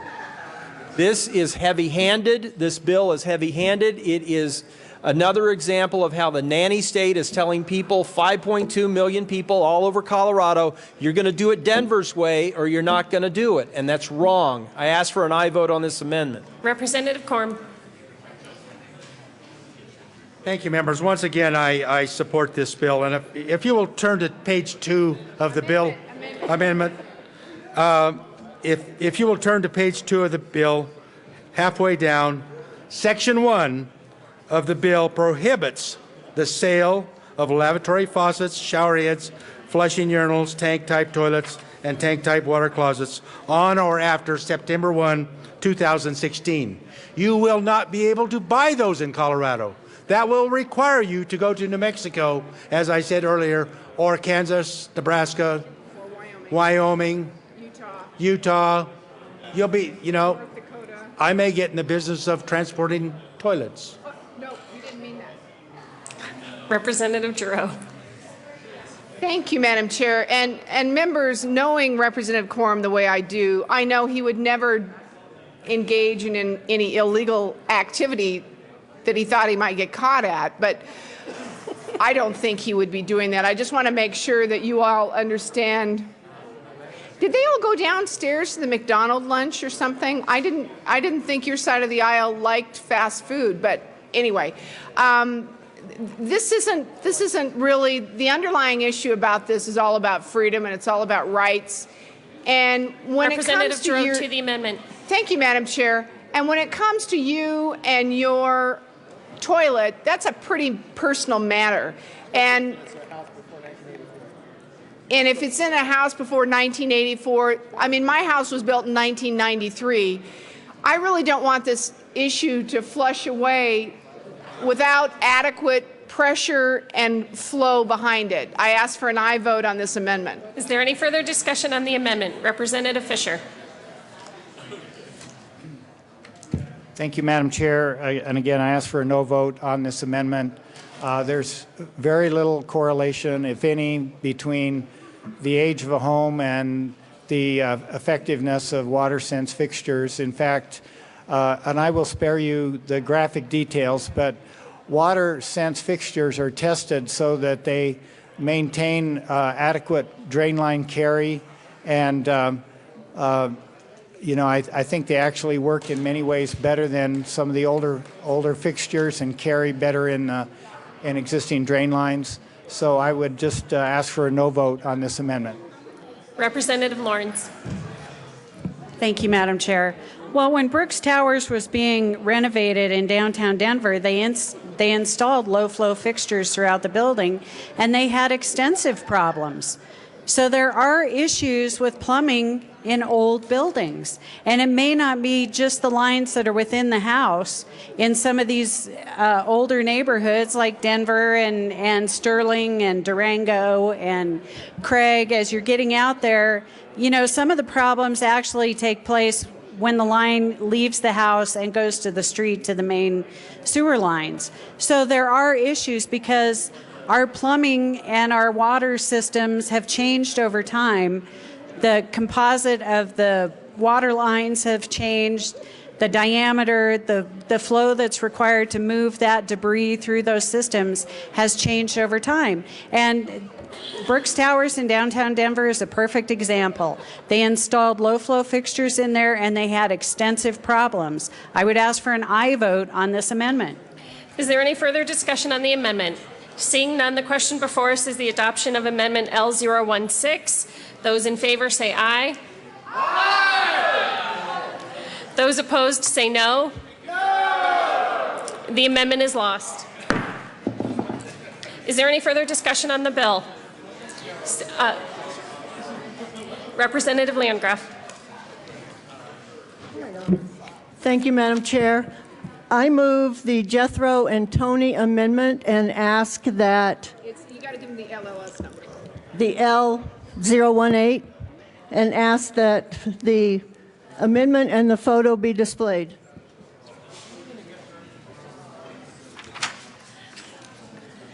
Representative Landgraf, the amendment does not fit under the title. Oh, come on. Oh, please speak to the amendment if you choose. Okay. Okay, members, I received a call from the Humane Society, and they are incensed about this bill. They're very concerned that we are going to dry up the water source for animals, especially in large animal households. I would ask for an aye vote on this amendment. Thank you, Representative Landgraf. The chair rules that the amendment doesn't fit under the title. Is there any further? I do think we should talk about this. Representative Nordberg. Thank you, Madam Chair. Members, listen up. The amount of partisanship on this bill is absurd. My friend Representative Moreno and myself have come to a solution for that. And in that vein, I move Amendment L017 and ask that it be read at length. And have it displayed. Thank you. Amend to re-engrossed bill, page 3, after line 20, insert. Due to the powerful expulsion of excrement taking place there, this section does not prohibit the sale of a new low-efficiency plumbing fixture to a person who will install the fixture in the state capitol building.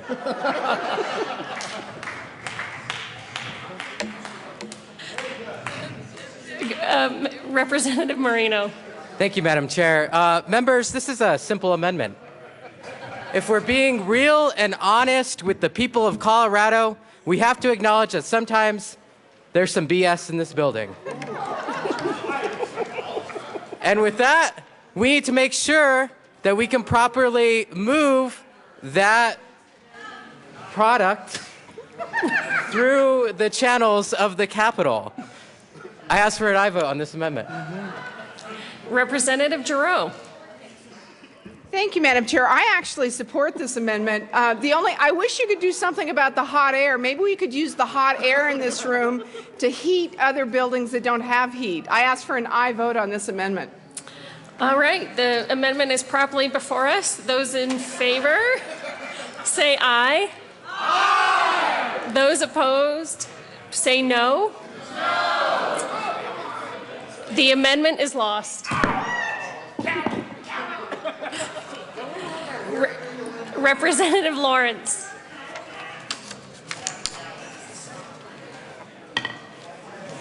Thank you, Madam Chair. Well, we have certainly had a lot of discussion on this bill today, and because I think it's important. What this is doing is we're setting policy here in this building that we're going to remove choice from all consumers and all retailers who sell these products across the state. I think that's the heavy hand of government. I think that's an extreme position. I understand the water conservation, and from what we heard in testimony, the purchase of these higher efficiency fixtures is actually moving along, and it's moving in the right direction. So I don't quite understand why this would have to be mandated by this legislative body.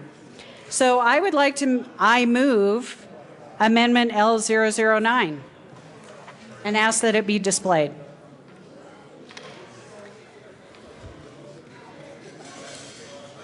Members, what this amendment does is it removes all of the requirements that would prohibit the sale of anything other than low efficiency fixtures across the state. And by March 2015, the Colorado Water Conservation Board shall collect information about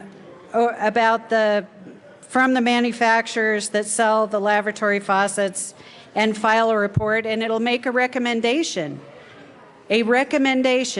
whether we should phase out the sale of low efficiency fixtures.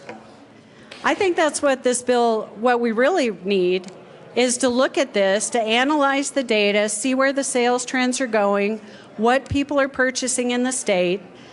Let's actually take a little bit of time, analyze the data, and move from there. And I ask for an aye vote on this amendment. Is there any further discussion on the amendment? Representative Fisher. Thank you, Madam Chairman. And again, I ask for a no vote. This is really a very substantive amendment, and it changes the bill entirely. And I just ask you to please reject this amendment. I think the time to do this is now. This is a great opportunity for us to step up as a state and say we're serious about water conservation, and we're serious about preventing the buy-up and dry-up of agricultural land in the future. So I ask for your no vote on this amendment. Is there any further discussion on the amendment? Representative Sonnenberg.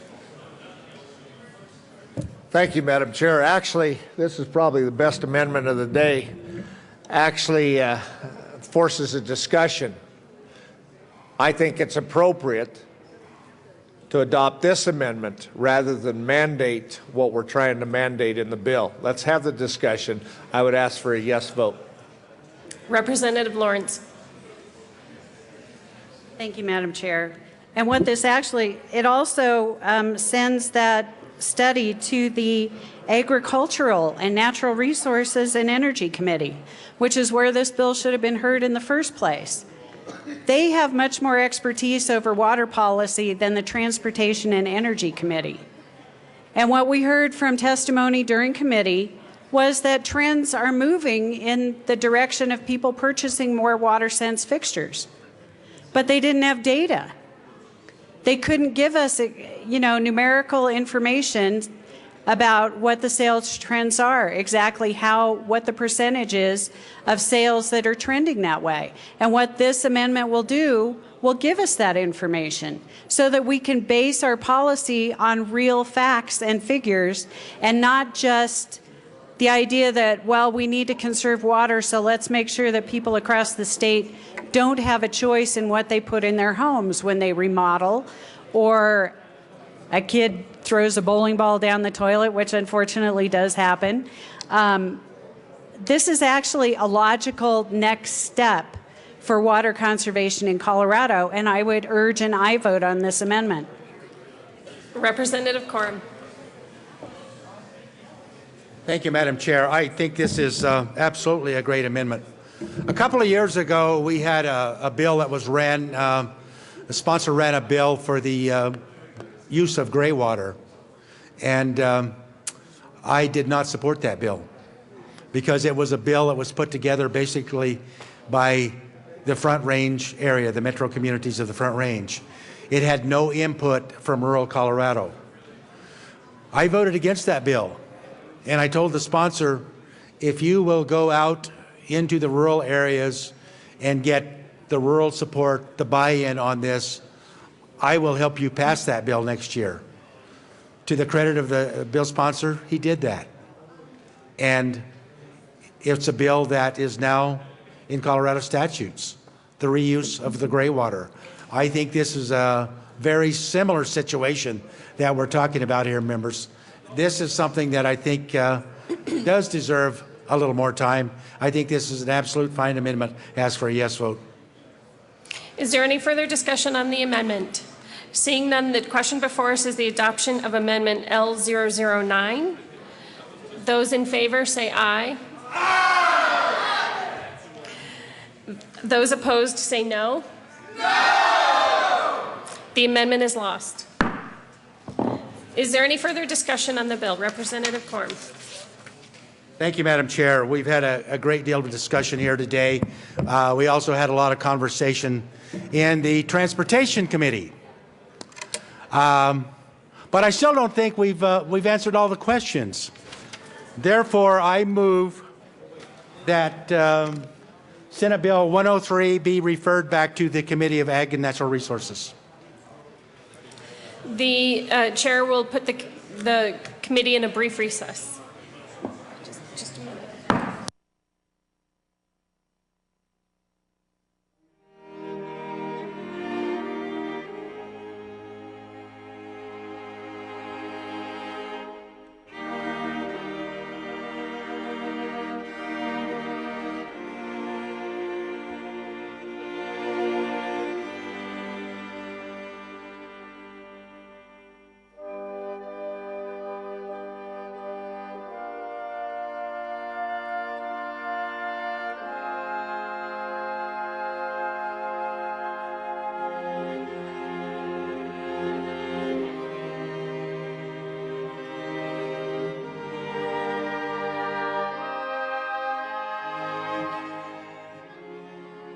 We'll come back to order.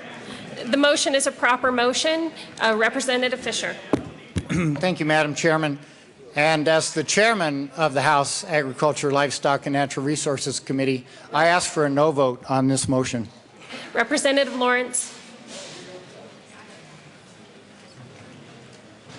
Thank you, Madam Chair. Wow, this is really tall. I'm wearing heels today, too. You know, I would absolutely support sending this to the Agricultural Committee because that's where this bill should have been heard in the first place.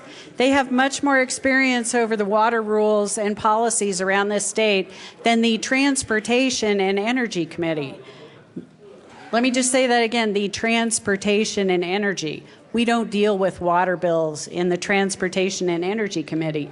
This should have been sent to the other committee in the first place. And in fact, that was the first question I asked in committee and did not really get a response on that. And, you know, I would think that since Representative Fisher is the head of that committee, he would prefer to hear it in his own committee. So I would absolutely support moving this. Representative Corm. Thank you, Madam Chair. If you will look at page 3 of the bill, the report is referred back to the Senate Ag Committee and the House Representatives Ag and Natural Resources Committee. This is the report. If this is done, the report is sent back. Ag and Natural Resources Committee should have a voice in this. Representative Sonnenberg. Thank you, Madam Chair. That does create an interesting dynamic, Representative Corum. I'm trying to understand why the chair of the Ag Committee would not ask for a water bill to go to Ag Committee, where the people deal with water on a regular basis in Ag Committee. Members, this makes sense. Let's have the discussion in Ag Committee with the expertise in this House, this chamber that has been assigned to serve on the Ag Committee. That makes sense. I ask for a yes vote. Representative Lipsack. Madam Chair, we're having a nice debate right here. Every single member of the Ag Committee is here today. And so if you want to speak on the bill, Representative Sonnenberg and Representative Corum and others who serve on the Ag Committee, we're having that debate right here today. In fact, it's even better to have the debate here because our folks and our constituents can see what this debate is about. And what this debate is about, ladies and gentlemen, and I'm asking for a no vote on the motion.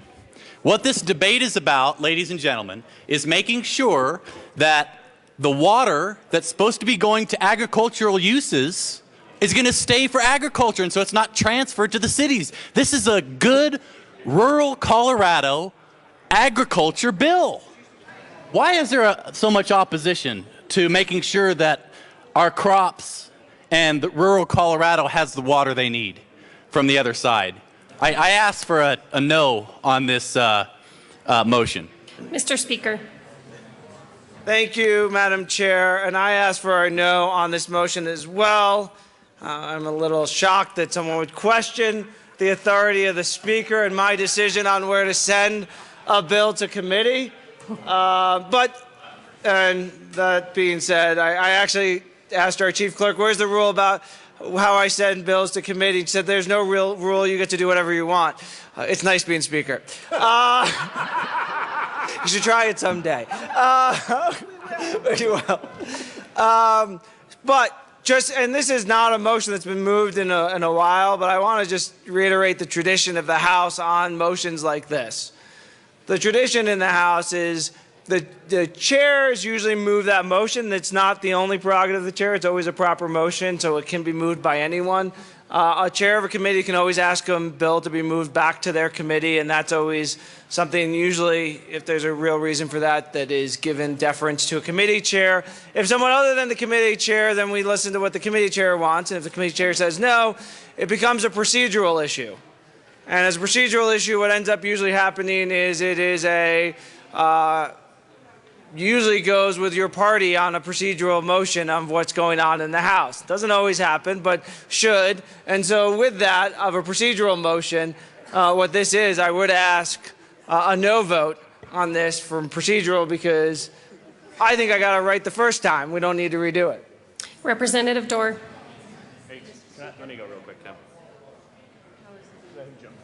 Representative McNulty. Thank you. Mr. Speaker, I have a quick question for you. Isn't it also tradition that the majority leader or assistant majority leader makes the motion to rise and report? Mr. Speaker. Former Speaker McNulty, touche. Representative Dorr. Thank you, Madam Chair, and I rise in support of the motion. The Ag Committee is the appropriate committee. I think on a major issue like this, it's going to affect Colorado in such a way. It makes a lot of sense to go to a committee of reference that actually has the background and experience to address these type of issues. That's where it was done in the Senate. We've heard the explanation of why it can be put anywhere it wants, but there's also sort of a logic behind it. I think the people of Colorado want us to work in a logical way, especially when dealing with issues that are going to affect almost every citizen in this state. I ask for a yes vote. Representative Sonnenberg.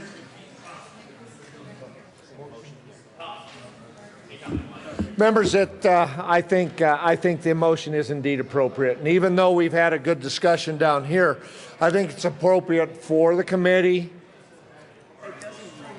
Ag Committee, to have this discussion. And also, the important part, hear the testimony. Hear the testimony from those that supported it and those that may have opposed it. That's the part we're missing here. Even though all the Ag Committee is here, we didn't get to hear that testimony. And we're the committee charged with understanding water and having those discussions. So I would urge a yes vote on this motion. Representative Sane. Thank you, Madam Chair, and I do believe this is an appropriate motion. I sense there's kind of a meme going on here, and I would like to give some deference to the Speaker on his decision, because the Speaker to me is kind of like the most interesting man in the world. You don't always know what he's going to do, but the meme would be something similar to, I don't always assign toilet bills to the Transportation Committee, but when I do, it's because I don't have the votes in Ag. Representative Scott. Thank you, Madam Chair. And I, too, agree that we should move this back to agriculture where it belongs. There were several things that still have not been discussed, and they have not been vetted out well. We have not heard from the people that will actually be charged with having to deal with this, which is the plumbing industry, for an example, and the supply industry. How are they going to enforce this? How are they going to make sure that they get the supplies necessary to the stores on time to make sure they're not in violation of this new statute? These are big, big logistics problems that we have not had an opportunity yet to vet out, and they were not discussed. We hear from the city of Aurora and the city of Denver, but we did not hear from anybody outside those areas. You ready? So I do believe this is a proper motion. I think this is the right thing to do, is get additional testimony so that we understand the true impact of this bill. Thank you. Is there any further discussion on the motion? Seeing none, the question before us is whether to refer this bill to the House Ag and Natural Resources Committee. Those in favor say aye. Aye! Those opposed say no. No! The motion is lost. Is there any further discussion? Representative Sonnenberg. Thank you, Madam Chair. I move L019. Ask for it to be displayed.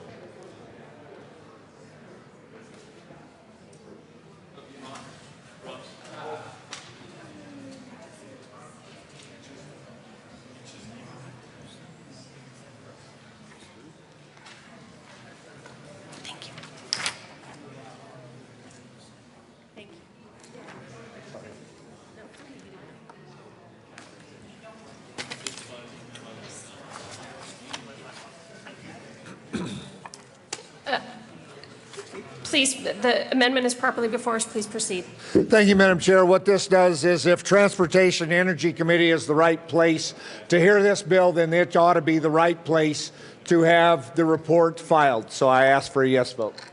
Is there any further discussion? Representative Fisher. Thank you, Madam Chairman. I ask for a no vote.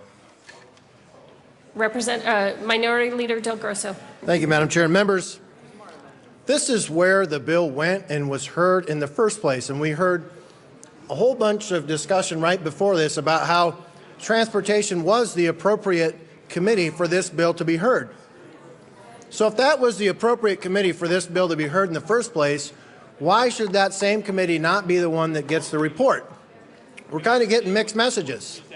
We tried to send it to Ag, but we said no. The appropriate committee is transportation. So we're basically just saying that all of the discussion, we heard why we should oppose the last amendment. This should be the same reason why we support this. So if we think transportation, where this bill was heard, is the appropriate committee, this is where it should go, and I urge an aye vote. Is there any further discussion? Representative Sonnenberg. Thank you, Madam Chair. And now I am confused. I wish the Speaker would weigh in on this one. If he truly thought that Transportation and Energy was the place to send this, why would we not send the report to the same committee? If this is where the chairman of the Ag Committee and the sponsor of the bill asked for this committee to hear Senate Bill 103, why would we not send the report to the same committee he asked for it to be sent to? I know I'm confused on a regular basis, members, but surely common sense will prevail here, and the committee report, or the report, will be sent to the committee that the Speaker and the Chairman asked for it to be sent to. I ask for a yes vote. Is there any further discussion on the amendment?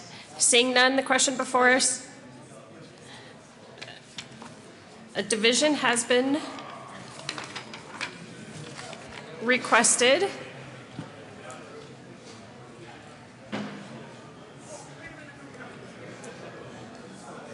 The question before us is the adoption of Amendment L019. A division has been requested. All those in the chamber not entitled to vote, please be seated.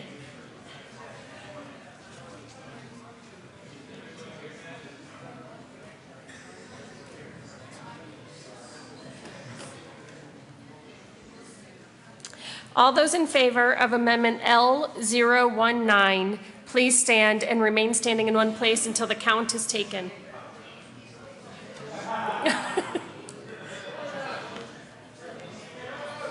Big tent.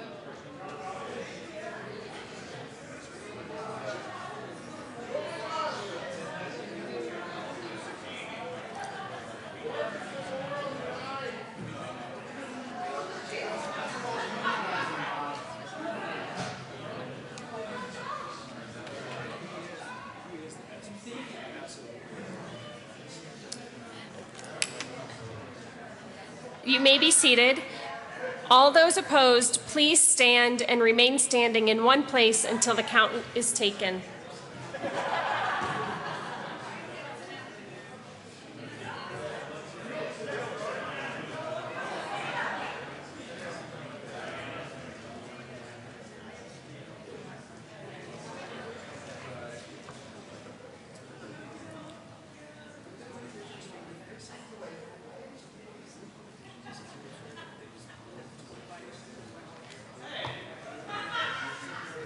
You may be seated.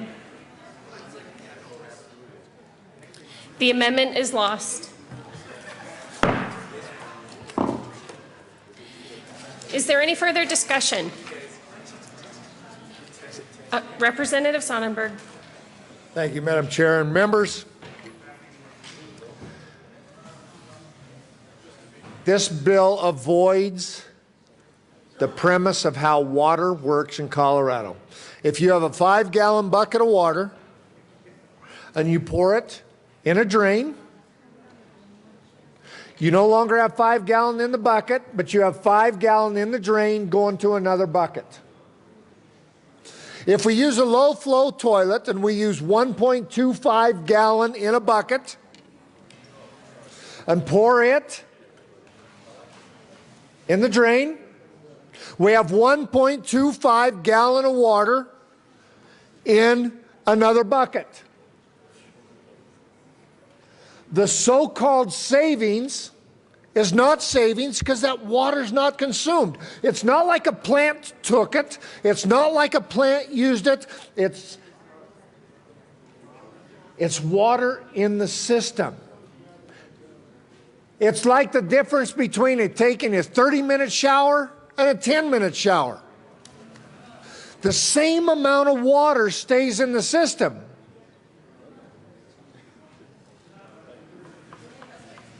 This doesn't save water. This doesn't help agriculture. All this does is says that business, you no longer can sell item A because we know better what works for you than you do. And as a consumer, you don't even get that choice because you don't know any better either. That's what we're telling you.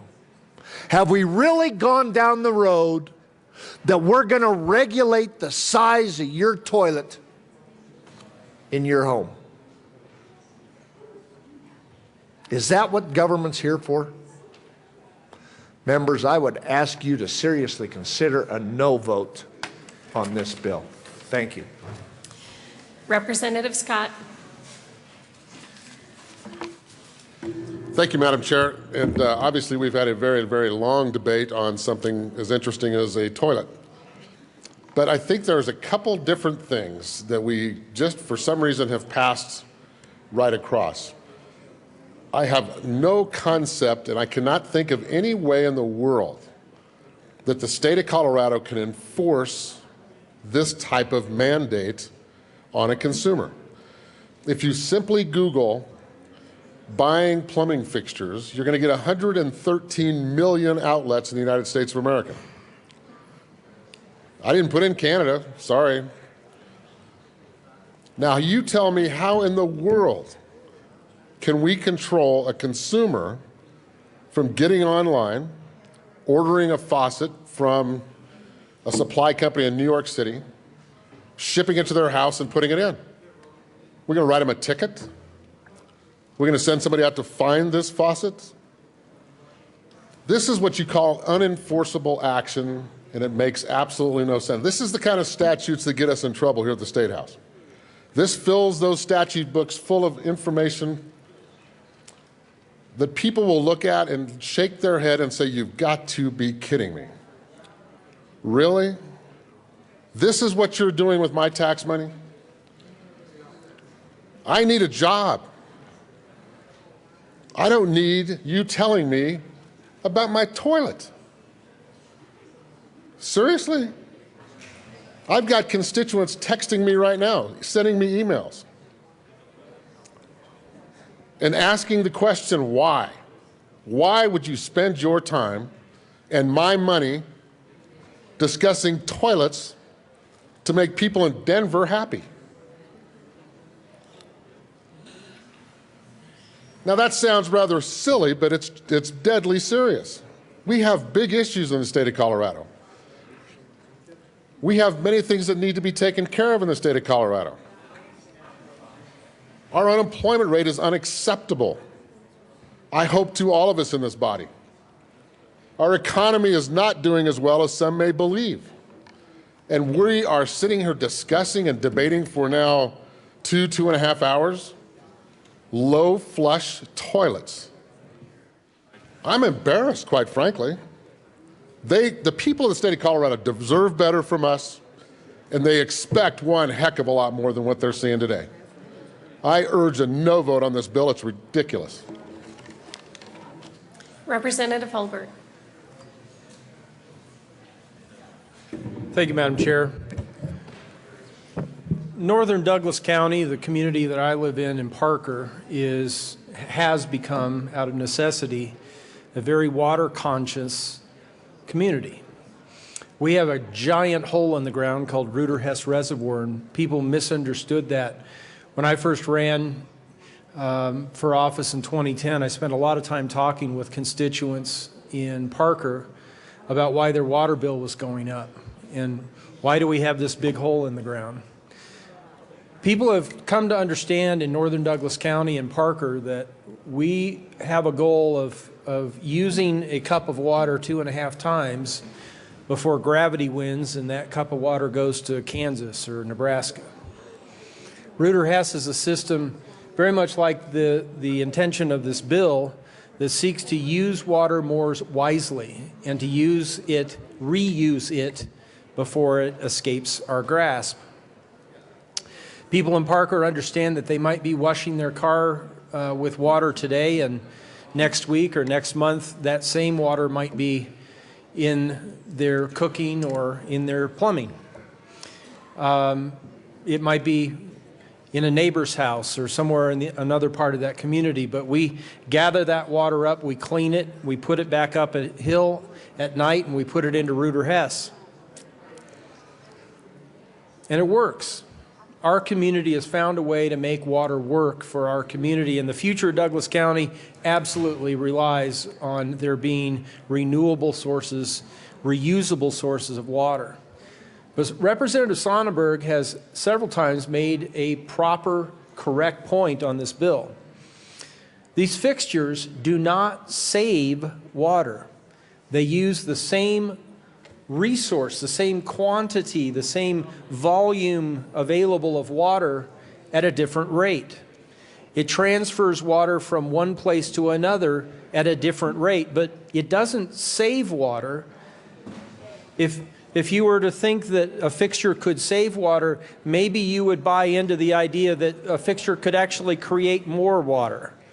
The quantity of water is consistent within the system, and these lower volume fixtures simply transfer it from one place to another at a slower rate. So I ask for a no vote on this bill for reasons that we've already discussed, but let's think about it. Again, that house like the Sonnenberg house out in Sterling, 100+ years old, we put one of these low flow fixtures into that system and it's going to mess up the whole system. All you need is one of those fixtures pushing too little water through a system that was designed to operate on higher volumes, and all of a sudden you've got those blockages and freezes and major repairs. Why would we in the General Assembly require retailers in every community across this state to only sell fixtures that will cause plumbing problems, even disasters? When you get to having to dig up a septic line, that's expensive. Why would we put people of low to moderate income in rural Colorado at that kind of risk simply because some people want to say that they're saving something when they're not? You're simply using water at a different rate. You're not saving water, it's just in a different place at a different time. Why would we put rural Coloradans in the position of having to put those low flow fixtures into existing homes? And no, they don't have to run out and do that right away. But again, the minute they have a fixture break and they have to replace it, their only option is to buy one that doesn't work for their system. The minute they do that bump out or finish a basement or whatever it is, new construction on a farm or other rural property where they need to put a new fixture in, their only option is to buy one that doesn't work well for their system. Representative Giroux up in the mountainous part of our state, the foothills and west, living on a well, low water pressure, very common for people in those areas of Colorado. So why would the majority of this chamber say those Coloradans from henceforth will have to go out and buy a fixture that won't work well for them? We've had discussion on other legislation that is passed, what has been passed by this assembly, that literally forces people who want to buy a specific item to go an hour and a half north up to Wyoming. Or if you live out in Representative Scott's district or Representative Wright's district, to drive west into Utah to be able to buy what those people in rural Colorado need. Representative Cora mentioned Farmington, New Mexico. Why would this General Assembly provide an incentive for people in this state to go spend their money in other places, in other states, to pay sales tax revenue into other states? Why would that be a motivation? Well, it seems to me the motivation in Senate Bill 103 is so that we can stand up and tell part of the population that we've saved something when we can't, when all we're doing is distributing water at a different rate so that it's in a different place at a different time. And so that we can once again, so that this General Assembly can once again, I won't because I'll be a no vote on this bill, but so this General Assembly again can punish rural Colorado for not being like Denver. And for that reason, I ask for a no vote. Representative Corm. Thank you, Madam Chair. I'm going to ask you one more time for a no vote. My home has 3 toilets. 2 are regular toilets, 1 is low flow. 2 regular toilets, flush once. Low flow, twice. Flush twice. It's not saving water. I ask for a no vote. Assistant Minority Leader Szabo. Thank you, Madam Chair. And we've heard all the ins and outs of, flushing the toilet and where the water goes and how it goes and how much we save and how much we don't save and all of that. But I just want to get down to the practicalness of this. Government has its place. They've come into my living room, my kitchen, my den, and everywhere else. But at one point, you just have to say there needs to be a stop. Most of the time, I don't even let my husband in the bathroom when I'm in the bathroom.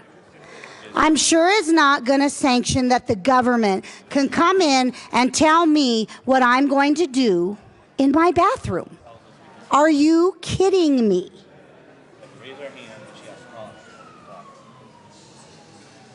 Folks, we have got to rethink what we are doing down here and how far we're going into people's lives.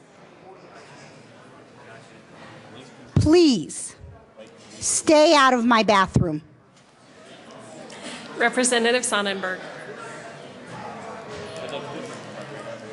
Well, I don't know how to follow that one, but thank you, Madam Chair. Members, if you truly want to do something about water conservation, you've all driven down the streets in the middle of summer when there's water in the streets. Water's running off the lawns.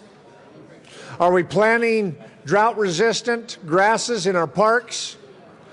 Are removing those high-consuming vegetation on Denver's property?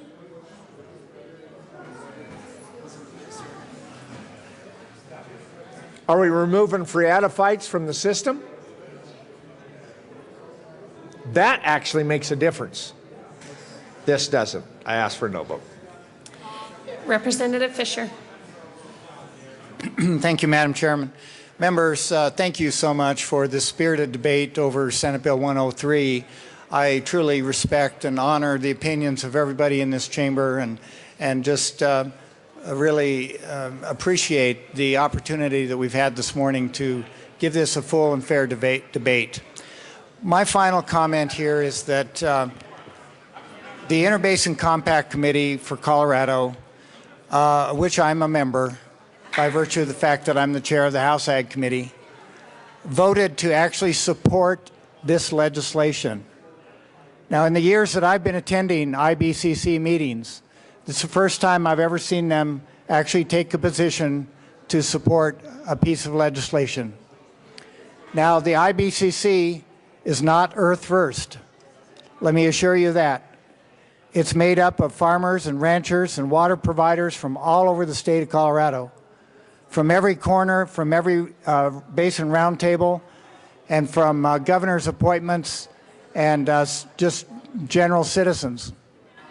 And for them to take a position on this bill, I think speaks volumes, because they are the ones that have identified municipal and industrial water conservation as one of the 4 legs of the platform that's going to help us meet the demands of the 2050 water supply gap that is looming in the future. The default right now for meeting that water gap is to buy up and dry up agricultural land.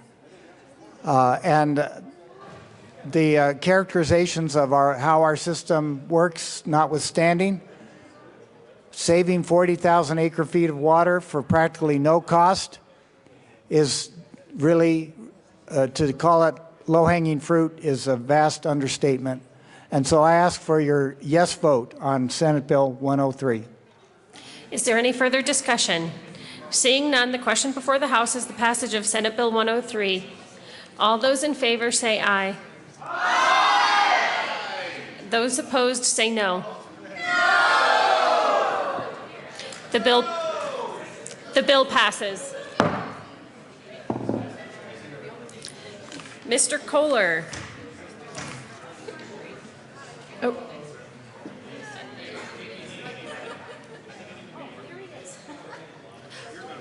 Okay. Mr. Kohler, please read the bill of House Bill 1001. House Bill 1001, Representative Singer, also Senator Nicholson, concerning the creation of an income tax credit for a taxpayer that owes property tax on property that has been destroyed by a natural cause. Representative Singer. Thank you, Madam Chair. And I move House Bill 1 and the Appropriations Committee report. To the committee report. Thank you, Madam Chair. The Appropriations Committee had a little bit of a conversation yesterday regarding this bill. And so I want to reiterate some of that today to make sure that people fully understand the weight of what we're talking about here and the urgency and importance of what we're doing. The Appropriations Clause here creates $2.2 million to assure that people that lost their homes in flood, fire, or natural disasters get the assistance that they need. And this doesn't make anyone whole. This doesn't fix someone's home. But what it does is it avoids the government adding insult to injury. That's all it does. And this is only for people that had their properties destroyed in the flood. So that $2.2 million doesn't rebuild anyone's home. It just makes sure that the property taxes that are assessed on that home, when that home started in Lyons, is now somewhere down the river in Kansas, isn't inappropriately taxed. This came straight out of a town hall meeting about 2 weeks after the flood. Somebody came up and raised their hand at a flood recovery town hall meeting and essentially said, am I going to owe property taxes on my house that's down the river? And the fact of the matter is they are. Until this bill passes, until we get through the Appropriations Committee discussion here, they will still owe property taxes on that home that was destroyed. And that to me just added insult to injury, to say to someone, yeah, we know you lost your home. We know you had it from January to September, and it was fine January through September 11th. But because of what happened on September 11th, 12th, and 13th, we're going to charge you for the whole year.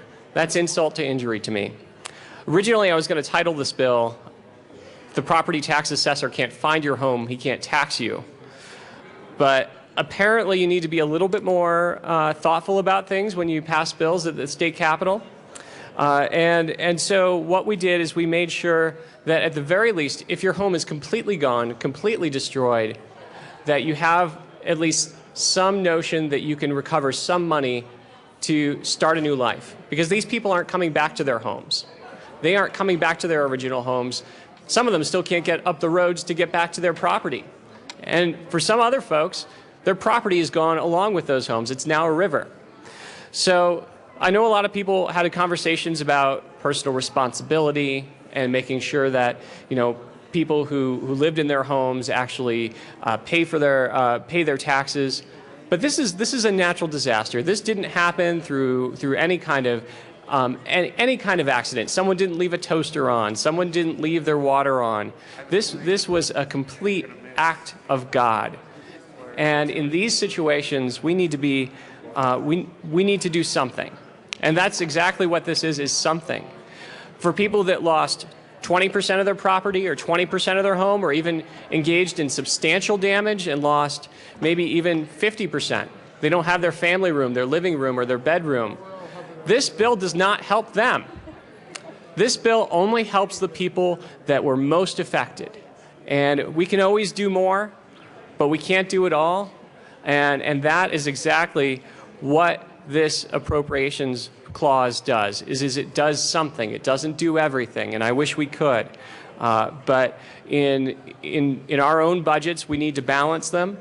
And so to the members of my community that have lost substantial property, have gone and gotten substantial damage on their homes, I apologize for not being able to do more, because I think we could have, because I wish we could have. I wish we could have done more for people that can't get back to their homes. I wish we could have done more for people that have even potentially lost their livelihoods.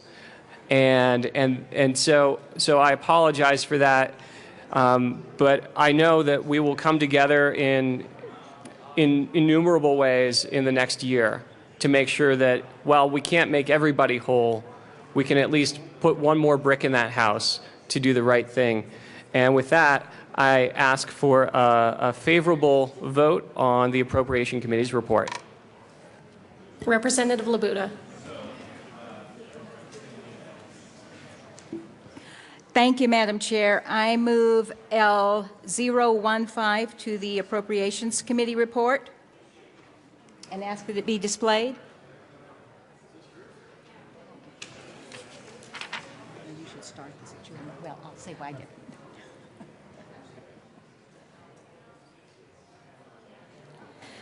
The amendment is properly before us. Please proceed. Representative Gardner. Thank you, Madam Chair. Members, we first of all want to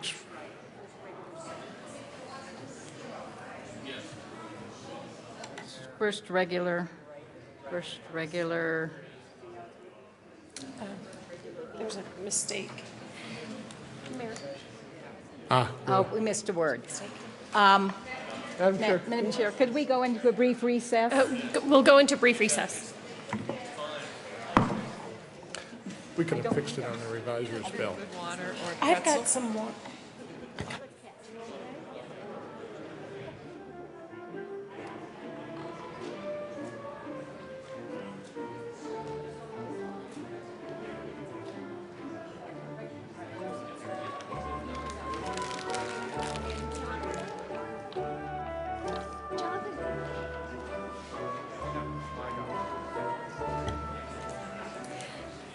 The committee will come back to order. Representative Labuda.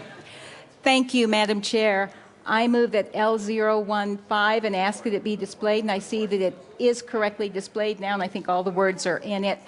While we were in committee, I wanted to put a sunset review on this so that in 5 years or so we could review it, because I kept thinking this might bankrupt the state in some way, and we had an awful lot of discussion about that. And I'll let Representative Gardner take over now, because I agreed to withdraw my sunset provided we did do something. Representative Gardner.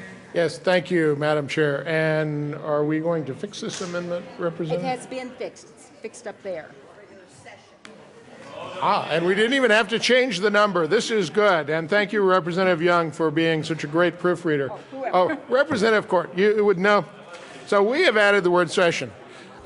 Members, our thanks to Representative Singer for carrying this very important bill.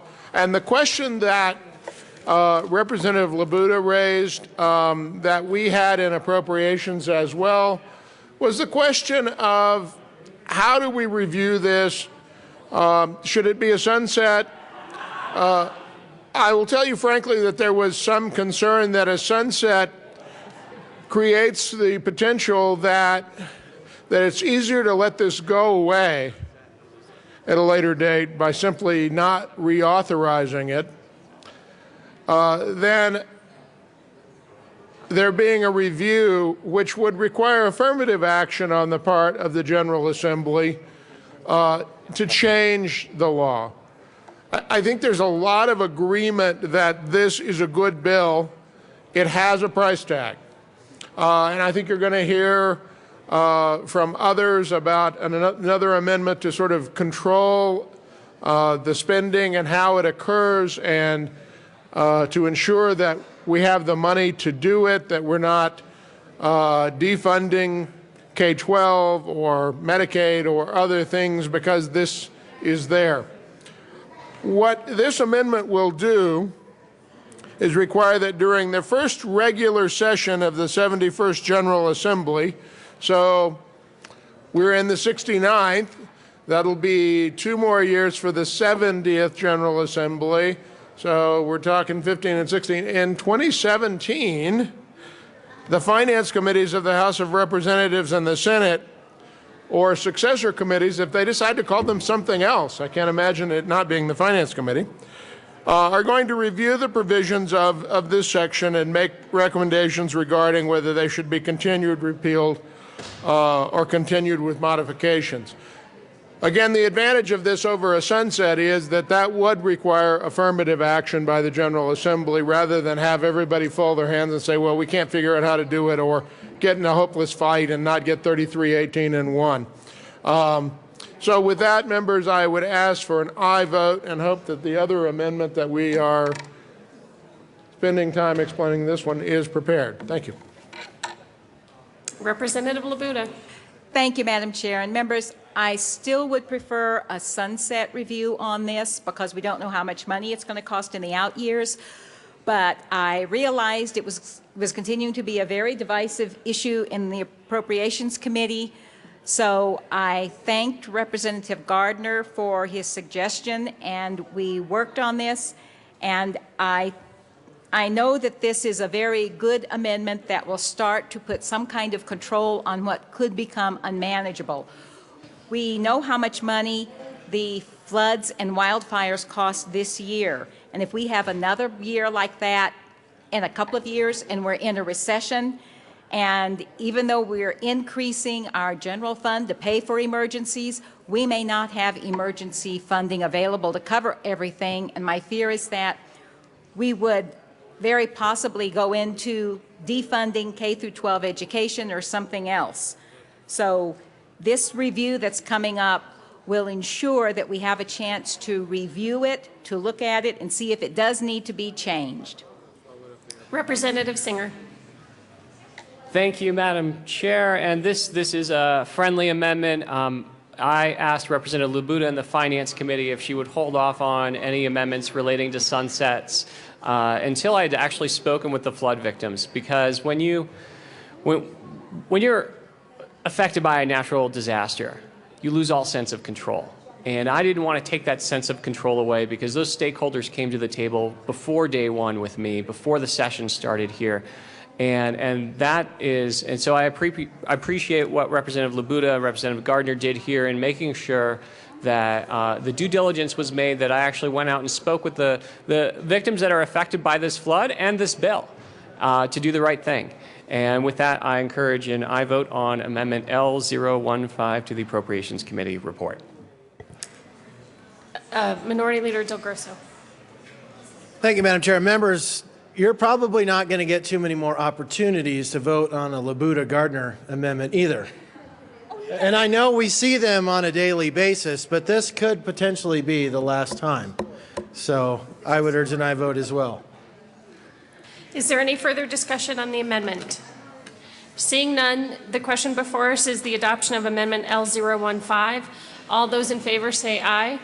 Aye. Those opposed say no. The amendment is passed. Representative Giroux. Thank you, Madam Chair. Those members who sit on the Appropriations Committee were aware that yesterday we spent a lot of time on House Bill 1001. And there were some that accused me of perhaps filibustering, but quite honestly, I was not, because what this bill does, you know, I cut this bill in half. Half of it is incredible. The facts that we're appropriating the $2.2 million in the 14-15 year to take care of the flood victims with the property tax issues. You know, I'm not wild about the fact that the bill pays for a full property tax year, but I'm not so unhappy with that I'm not willing to go along with it. What I had a problem with yesterday, members, was the fact that the way the bill is written currently, it gives you and the legislature no control over appropriating those dollars. It was going to be an automatic. Whatever those dollar amounts were going to be reported to the treasurer and immediately sent out. And even though I'm not going to be serving in the legislature after this year, I still want to make sure that this legislature has the control it needs to do to allocate dollars for the best for the people of Colorado. So with that, Madam Chair, I move L016, and ask that it be displayed.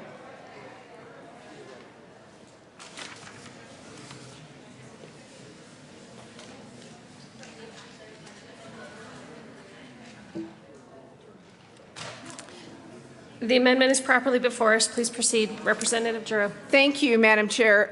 Members, Representative Singer and I have been working on this amendment for a bit. And while I may regret the fact that we spent a lot of time in appropriations and that maybe we didn't get down the number of bills that we would all have liked to have finished yesterday in appropriations, quite honestly, members, the fact that Representative Singer and I were able to work together on this amendment and the fact that we were able to come to consensus and be able to present this amendment, my goal is to have everyone in this body support this bill. And my goal in having everyone in this body support this bill is because I do want to make sure that the state is able to give relief to those flood victims. But more importantly, what I want to make sure is that in the future, if there is another natural disaster, and God forbid, please don't let there be another one, but if there is, you as a legislative body have some say and some control in the dollars that are appropriated as a result of those natural disasters. Originally, the way the bill is written right now, you have no say in that appropriation. And my concern is what this amendment will allow us to do is next year we know Senate Bill 228 is going to kick into effect. That's $250 million automatic spending for the next 5 years. Also, if we should hit our Tabor limit, Senate Bill 13.1 will mean that we'll be spending $83 to $100 million a year, automatic spending. You have no control. So that's $350 million a year in spending that you would have absolutely no control over. Think about what happened with the budget bill this year. Think about all the conversations about all the dollars, how we are squeaking the dollars out, and we are literally squeaking the dollars out. How would you have taken $350 million more out of this year's budget? The other issue is, and thank you, Representative Holbert, those dollars would have either taken dollars out of higher education or, God forbid, K through 12. We don't want to do that. I want to be able to meet all the needs of the state, plus I want you all to have control over the dollars that you appropriate. Representative Singer very graciously worked with me on this amendment. Members, what this amendment does, L016, is it takes out that 60-day period that the treasurer would be forwarding the dollars to the individual counties to reimburse. I'm not trying to stop that reimbursement process. What I'm trying to do is that I am trying to allow the legislature, first through the Joint Budget Committee and then the legislature as a whole through the 1331 process and the supplemental process, to be able to have some say in how those dollars are distributed. I'm not saying I don't want to take care of flood victims and natural disaster victims in the future. What I'm saying is I want to vote for this bill. I want to vote for this bill. But in order to vote for this bill, I have to give you all some control over that spending. I don't want you to not support those impacted areas, but I do want you to have some control, because I trust this body. I know you all are going to do the right thing. I ask for an aye vote on L016. Thank you. Representative Holbert.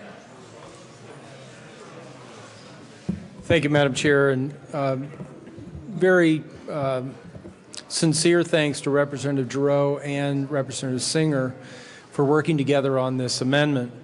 I think bringing this body back into the loop, having us have some accountability for those dollars, also the change in time frame there. I think that Representative Giroux has made the argument, and I think this is an opportunity for us to recognize not compromising, giving up on something that is right, but two people, one from each side of the aisle, working on something that's truly a better idea. I appreciate very much Representative Giroux allowing us some accountability next year, because we will not have her there to watch out for this next year. And this, again, I see as not compromising, giving up on something, but allowing this body to have some involvement and some accountability should this bill pass. I ask for an aye vote on this amendment. Representative Rankin. Thank you, Madam Chair. I just rise in support of the amendment. This overcomes objections that I had in our discussions in the Appropriations Committee. I mean, we're facing a lot of uncertainty going forward when we talk about natural disasters. In my part of the country, I worry about fires. We're one campfire away from a major disaster. So I think this gives us a little bit of control over that uncertainty, so I rise in support.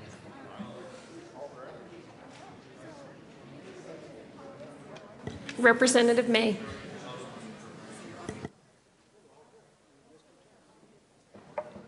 Thank you, Madam Chair, and I rise in strong support of this amendment of L016. I appreciate the work that you've done on this with Representative Singer. It kind of resolves the issues that we heard in committee, and I ask for an aye vote. Thank you.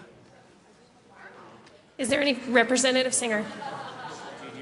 Thank you, Madam Chair, and I appreciate everyone appreciating working with me, and also the work that Representative Giroux and our JBC staff put into making this fiscally prudent so we can avoid fiscal disasters as much as we can avoid natural disasters. And with that, I encourage an aye vote. Is there any further discussion on the amendment? Seeing none, the question before us is the adoption of L016. All those in favor say aye. Aye. Those opposed say no. The amendment passes. Representative Singer. Thank you, Madam Chair. And with that, and that went a lot faster than appropriations yesterday, with that I move the Appropriations Committee report. Is there any further discussion on the committee report? Representative Giroux. Thank you, Madam Chair. Members, thank you for that amendment. I appreciate it. I ask for an aye vote on the Appropriations Committee report. Is there any further discussion on the committee report? Seeing none, the question before us is the adoption of the Appropriations Committee report. Those in favor say aye. Aye. Those opposed say no. The Appropriations Committee report passes. Representative Singer. Thank you, Madam Chair. And moving to the Finance Committee report, the Finance Committee is actually where we also did quite a bit of heavy lifting. We made a number of clarifications about what properties would qualify in case of a natural disaster We made technical amendments to make sure that it was taxable property, and we even clarified how the treasurer will apply reimbursement to the property tax owed on the property that was destroyed by the natural cause. But after working with the Division of Property Taxation, there was one more change that needed to be made to the Finance Committee report. And with that, I move L011 and ask that it be properly displayed. Representative Singer, did you move the Finance Committee report?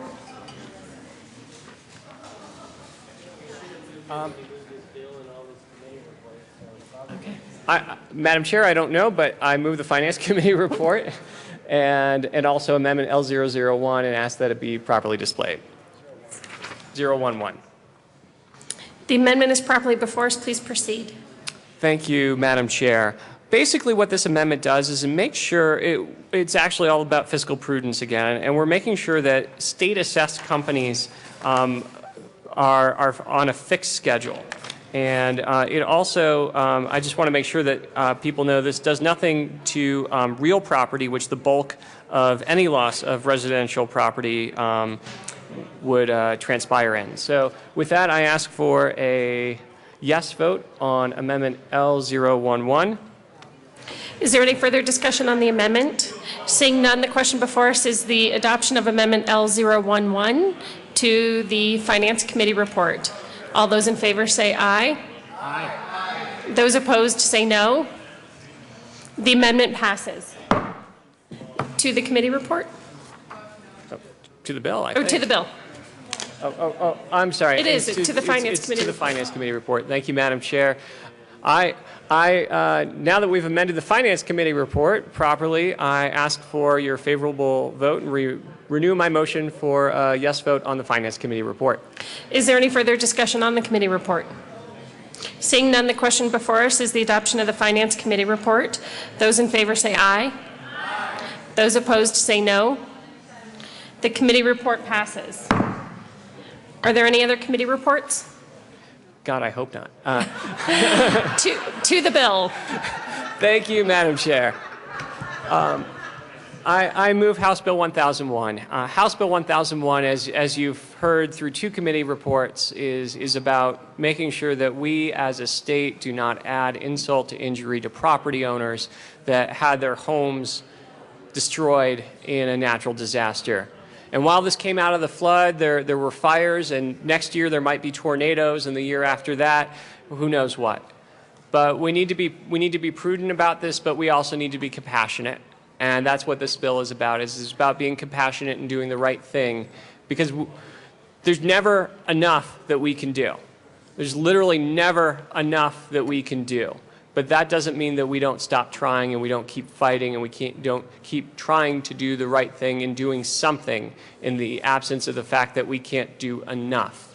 And with that, I ask for an aye vote on House Bill 1. Representative Young.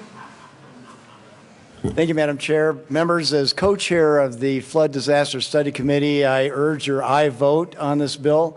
And I commend Representative Singer.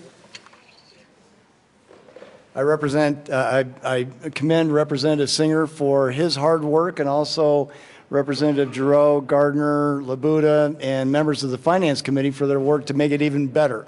One of the things that we were charged to do as a flood committee is to be sure that we do things that can help those victims of the recent floods, and I think this bill goes a long way for doing that. So thank you for that.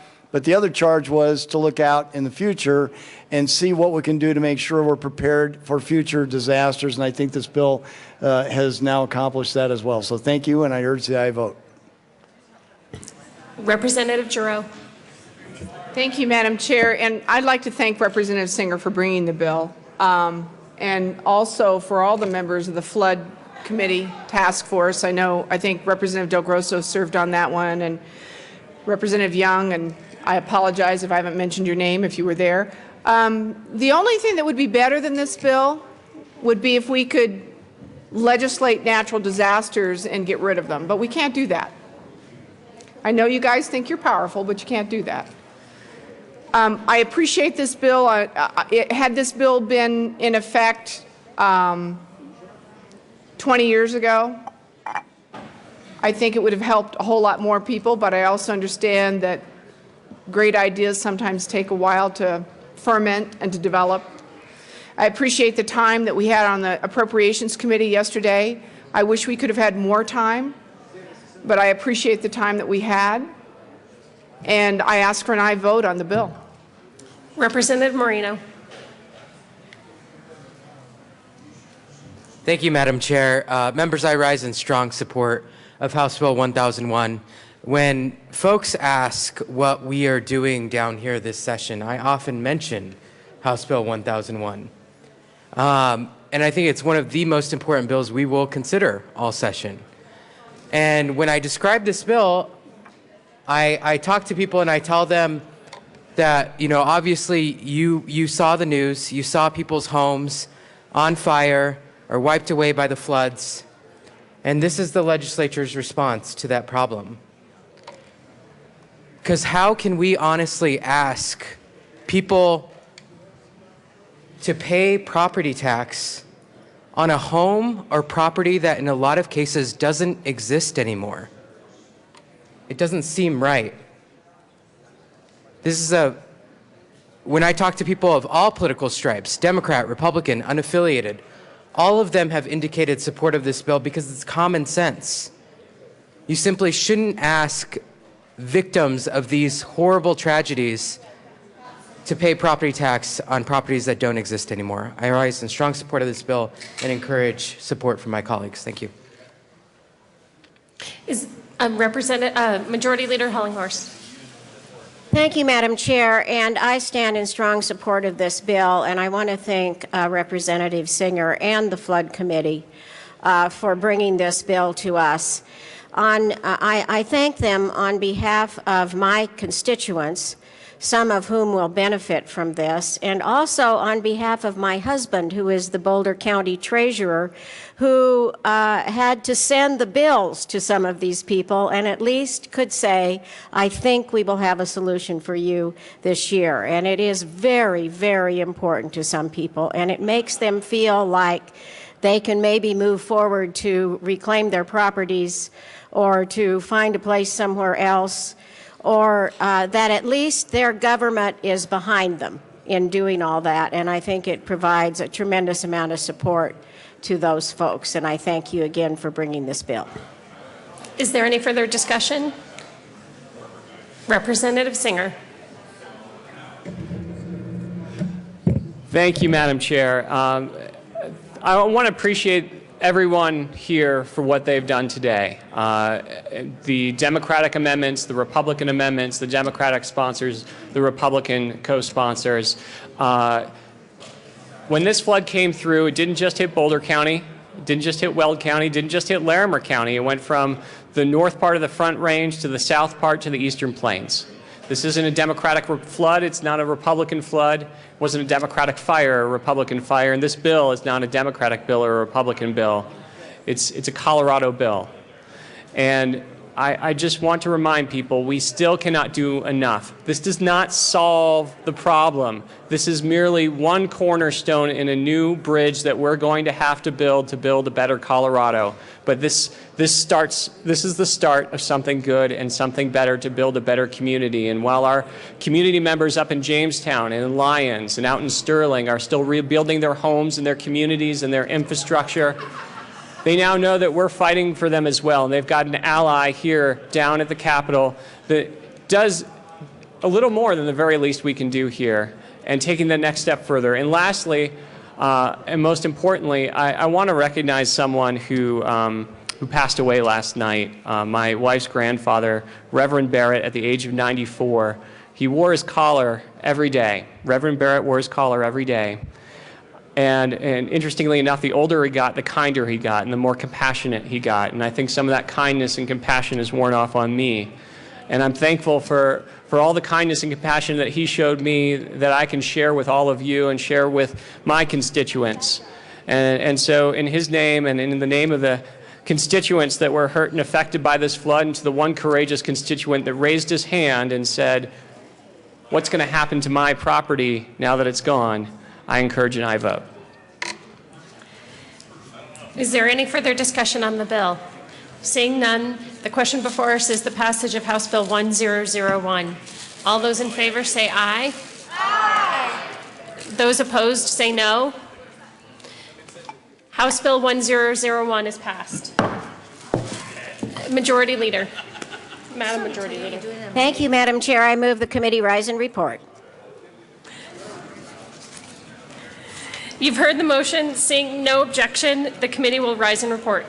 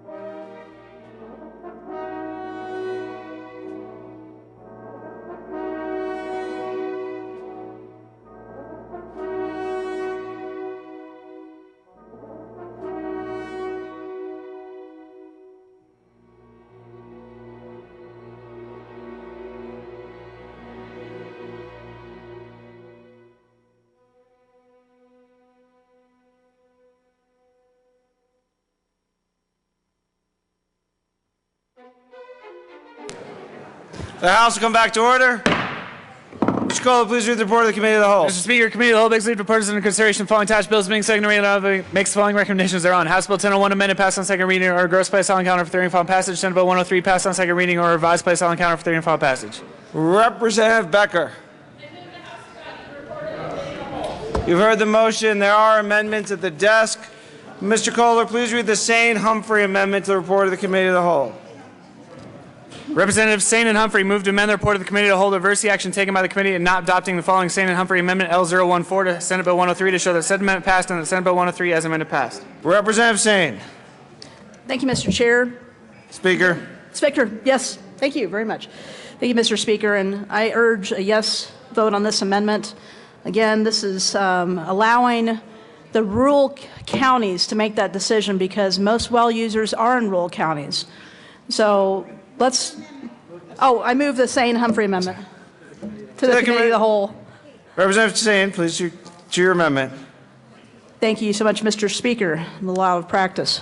But I urge a yes vote on this amendment simply because let's not make Denver the governing body of our toilets in rural areas. Let us make our own decisions on how many times to flush.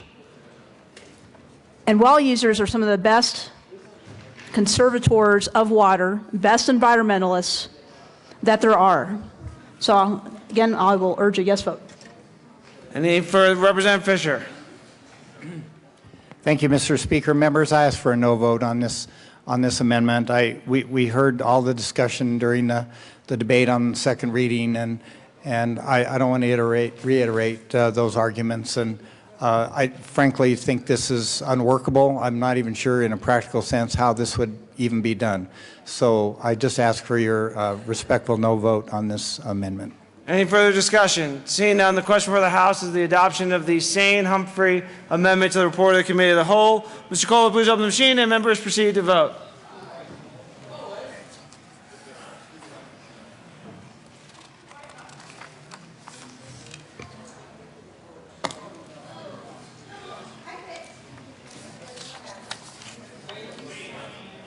Close the machine. With 28 aye votes, 37 no votes, 0 excused, and 0 absent, the Sane amendment to the report of the Committee of the Whole is lost. Mr. Kohler, please read the Sane amendment to the report of the Committee of the Whole. Representative Sane moved to amend the report of the Committee to hold reverse the action taken by the committee in not adopting the following Sane amendment L013 to Senate Bill 103 to show that said amendment passed and that Senate Bill 103 as amended passed. Representative Sane. Thank you, Mr. Speaker. I move the Sane amendment to the Committee of the Whole. To the amendment, Representative Sane. Thank you, Mr. Speaker. Members, this amendment allows the government closest to the people to be able to help make that decision or not, to allow folks, and a comment was made, I'm glad that we didn't have to push the button a couple times to make sure it worked on our yes and no votes, but to allow their citizens to decide for themselves what kind of toilets they want in their bathrooms, which is a personal choice and a personal decision. So we should allow those municipalities the freedom to have that option. Urge yes vote. Representative Fisher. Thank you, Mr. Speaker. I ask for a no vote on this amendment. The bill actually does recognize local control and the fact that it really treats this bill like a floor, not a ceiling. So if local governments want to go above and beyond the minimum requirements of this bill, they are allowed to do that. So just urge a no vote. Mr. Minority Leader. Members, I urge an aye vote. We heard it was a floor, not a ceiling, but it puts a floor of a mandate on there. So this is actually saying whether or not we want to allow local municipalities the right for local control to even have that floor in the first place. Whether or not they want to allow their citizens to have the freedom to pick and choose what they want in their local municipality. So to say that this already recognizes local control, well, it allows them to put further burdens on their citizens if they want, but this actually allows them to actually not have this burden put on them in the first place. And if you're for local control, I urge an aye vote on this amendment. Seeing no further discussion, the question for the House is the passage of the Sane amendment to the report of the Committee of the Whole. Mr. Kohler, please open the machine and members proceed to vote.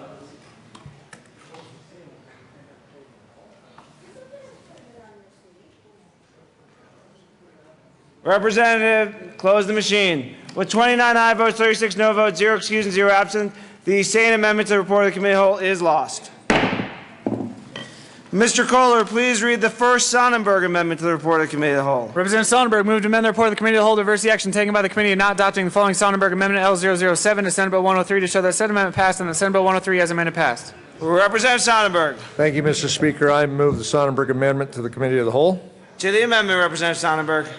Thank you, members. This amendment is the one that said if Denver wants it, Denver ought to be able to have it. Simple as that. This is a Denver water bill. The truth is most local authorities have the ability to put this in place, and I believe Fort Collins has. Why do we need to mandate it on the entire state? Ask for a yes vote. Representative Fisher. Thank you, Mr. Speaker. Members, again, I ask for a no vote on this amendment. This is not a Denver water bill. Denver Water does strongly support the bill, but the bill is also supported by many of the major water providers in the state of Colorado, including Pueblo Board of Water Works, Pikes Peak Regional Water Authority, Aurora Water, the Interbasin Compact Committee, you name it. I mean, I've got a list of about 50 people that are supporting this bill. So to characterize it as a Denver water bill is incorrect, and the water, if we limit it just to Denver, we won't realize the savings that are the most cost-effective ways of preventing by and dry to meet our future water demands, and so I ask for a no vote. Representative Sonnenberg. Thank you, Mr. Speaker. Well, in fact, it is a Denver water bill. Denver Water has drafted this bill a number of years in a row to have this brought to you. We've been able to stop it in the past. It appears we're having trouble stopping it this year. This is a Denver water bill, and if Denver wants to shoot at the rest of the state, so be it. Seeing no further discussion, the question for the House is the passage of the first Sonnenberg amendment to the report of the committee of the whole. Mr. Kohler, please open the machine, and members proceed to vote.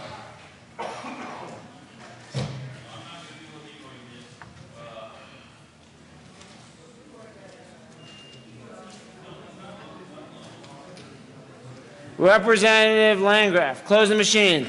With 28 aye votes, 37 no votes, 0 excused, and 0 absent, the first Sonnenberg amendment to the report of the committee of the whole is lost.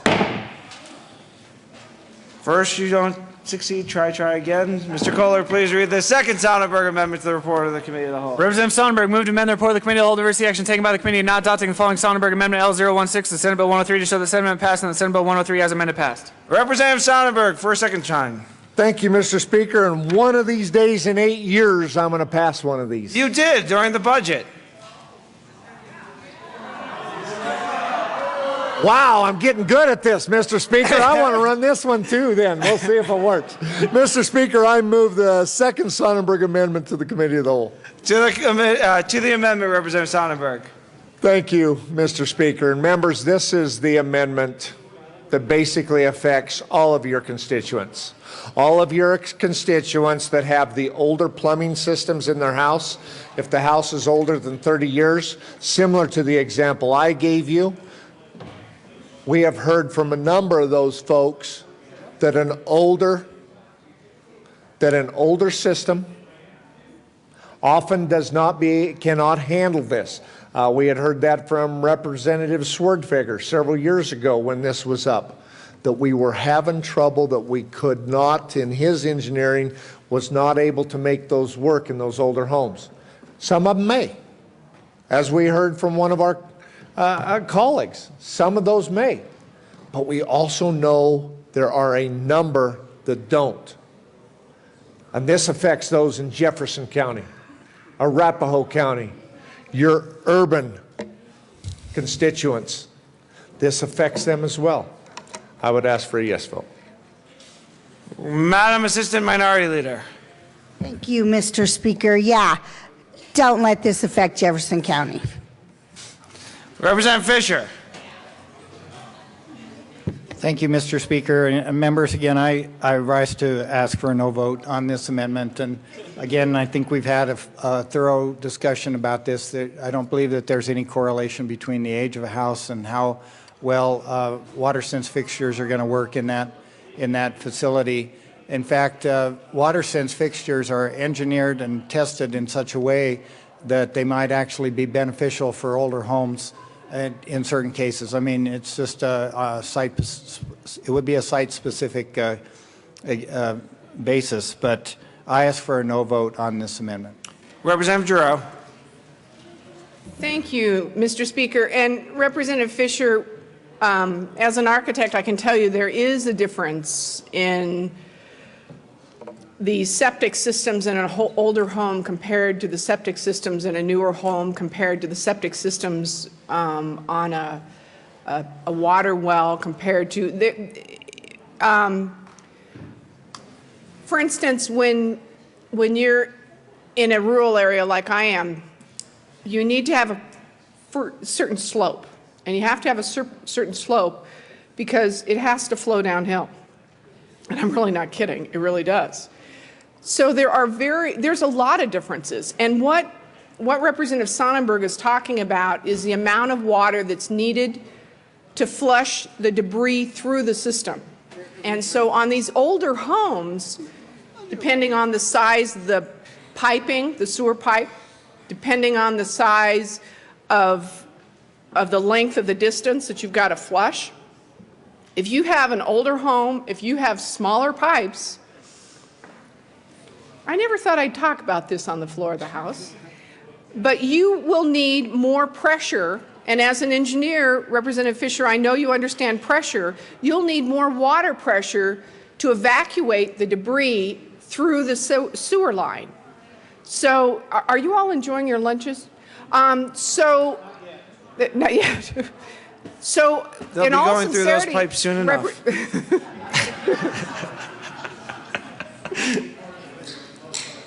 Don't make me laugh, Mr. Speaker. Anyway, so in all sincerity, there is a difference in the sewer lines that are designed with a larger pressure volume of water that's going to evacuate the debris versus what I have in my house.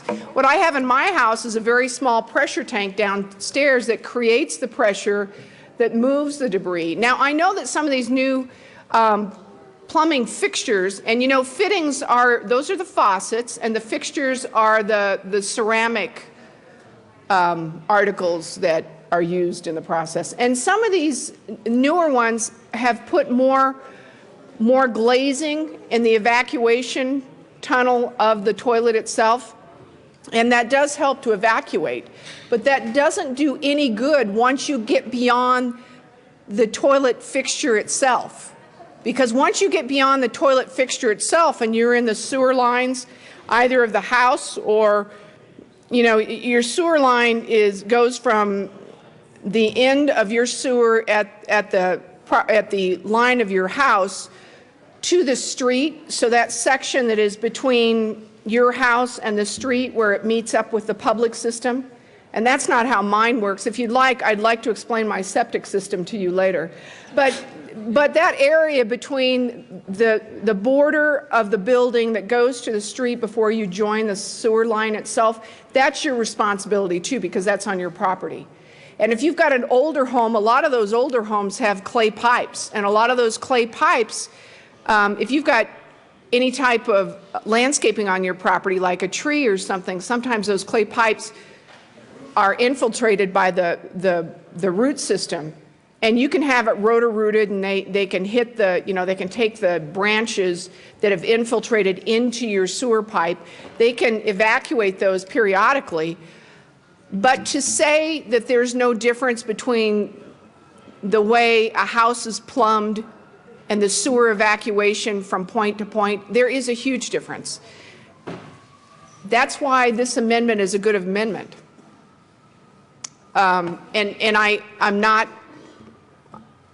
I know this whole issue has flushed our morning away. I know that. But the point of it is that we need to be able to answer to our constituents. And by doing this particular piece of legislation is going to make a huge difference to our constituents.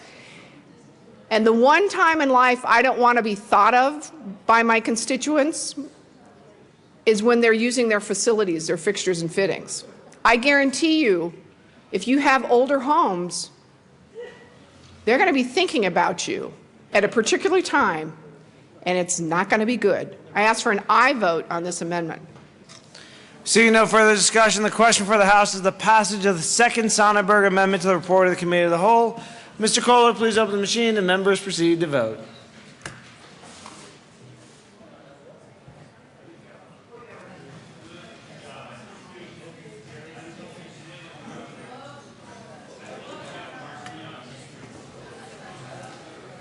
Close the machine. With 30 aye votes, 35 no votes, 0 excused, and 0 absent, the second Sonnenberg to the report of the Committee of the Whole is lost.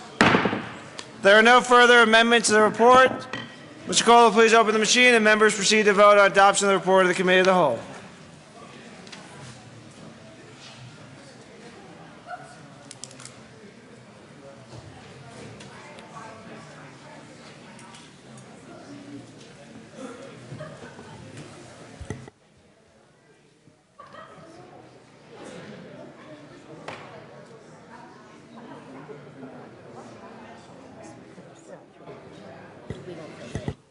Representative Garcia and Lawrence. Close the machine. With 65 aye votes, 0 no votes, 0 excused, and 0 absent, the report of the Committee of the Whole is adopted. Announcements and introductions. Representative Court. All right, thank you, Mr. Speaker. Finance Committee, we have 3 bills. We are going to hear them. Afternoon committees will be meeting at 1:30, so run down, get your salad from Ronald McDonald, and get over there in 10 minutes. See you there. Representative Priola. Thank you, Mr. Speaker. Members, I'd like to welcome the folks from Creekside Elementary from my district. I think I saw them up there earlier, but they must have had to head off to lunch, so nevertheless, we'd like to welcome them. Thank you. Representative Tyler. Thank you, Mr. Speaker. Transportation Committee, I'll be much kinder and gentler than Representative Court. You have got a little bit more than 10 minutes, but not much. We'll see you down there at 12:30. 12:30 for transportation. Representative Singer. Thank you, Mr. Speaker. House Local Government, we're going to be even kinder. Take the morning off. Any further announcements or introductions? Seeing none, Madam Majority Leader.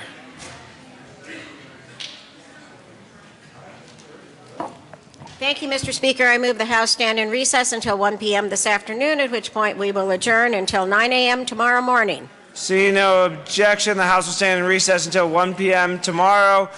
Remember, tomorrow, members, we will convene at 9 and then a recess to wait for the appropriations to finish the calendar. Just look at the appropriations list. That's what we'll be debating on seconds for tomorrow, whatever gets out of appropriations. So the House will be in recess till 1.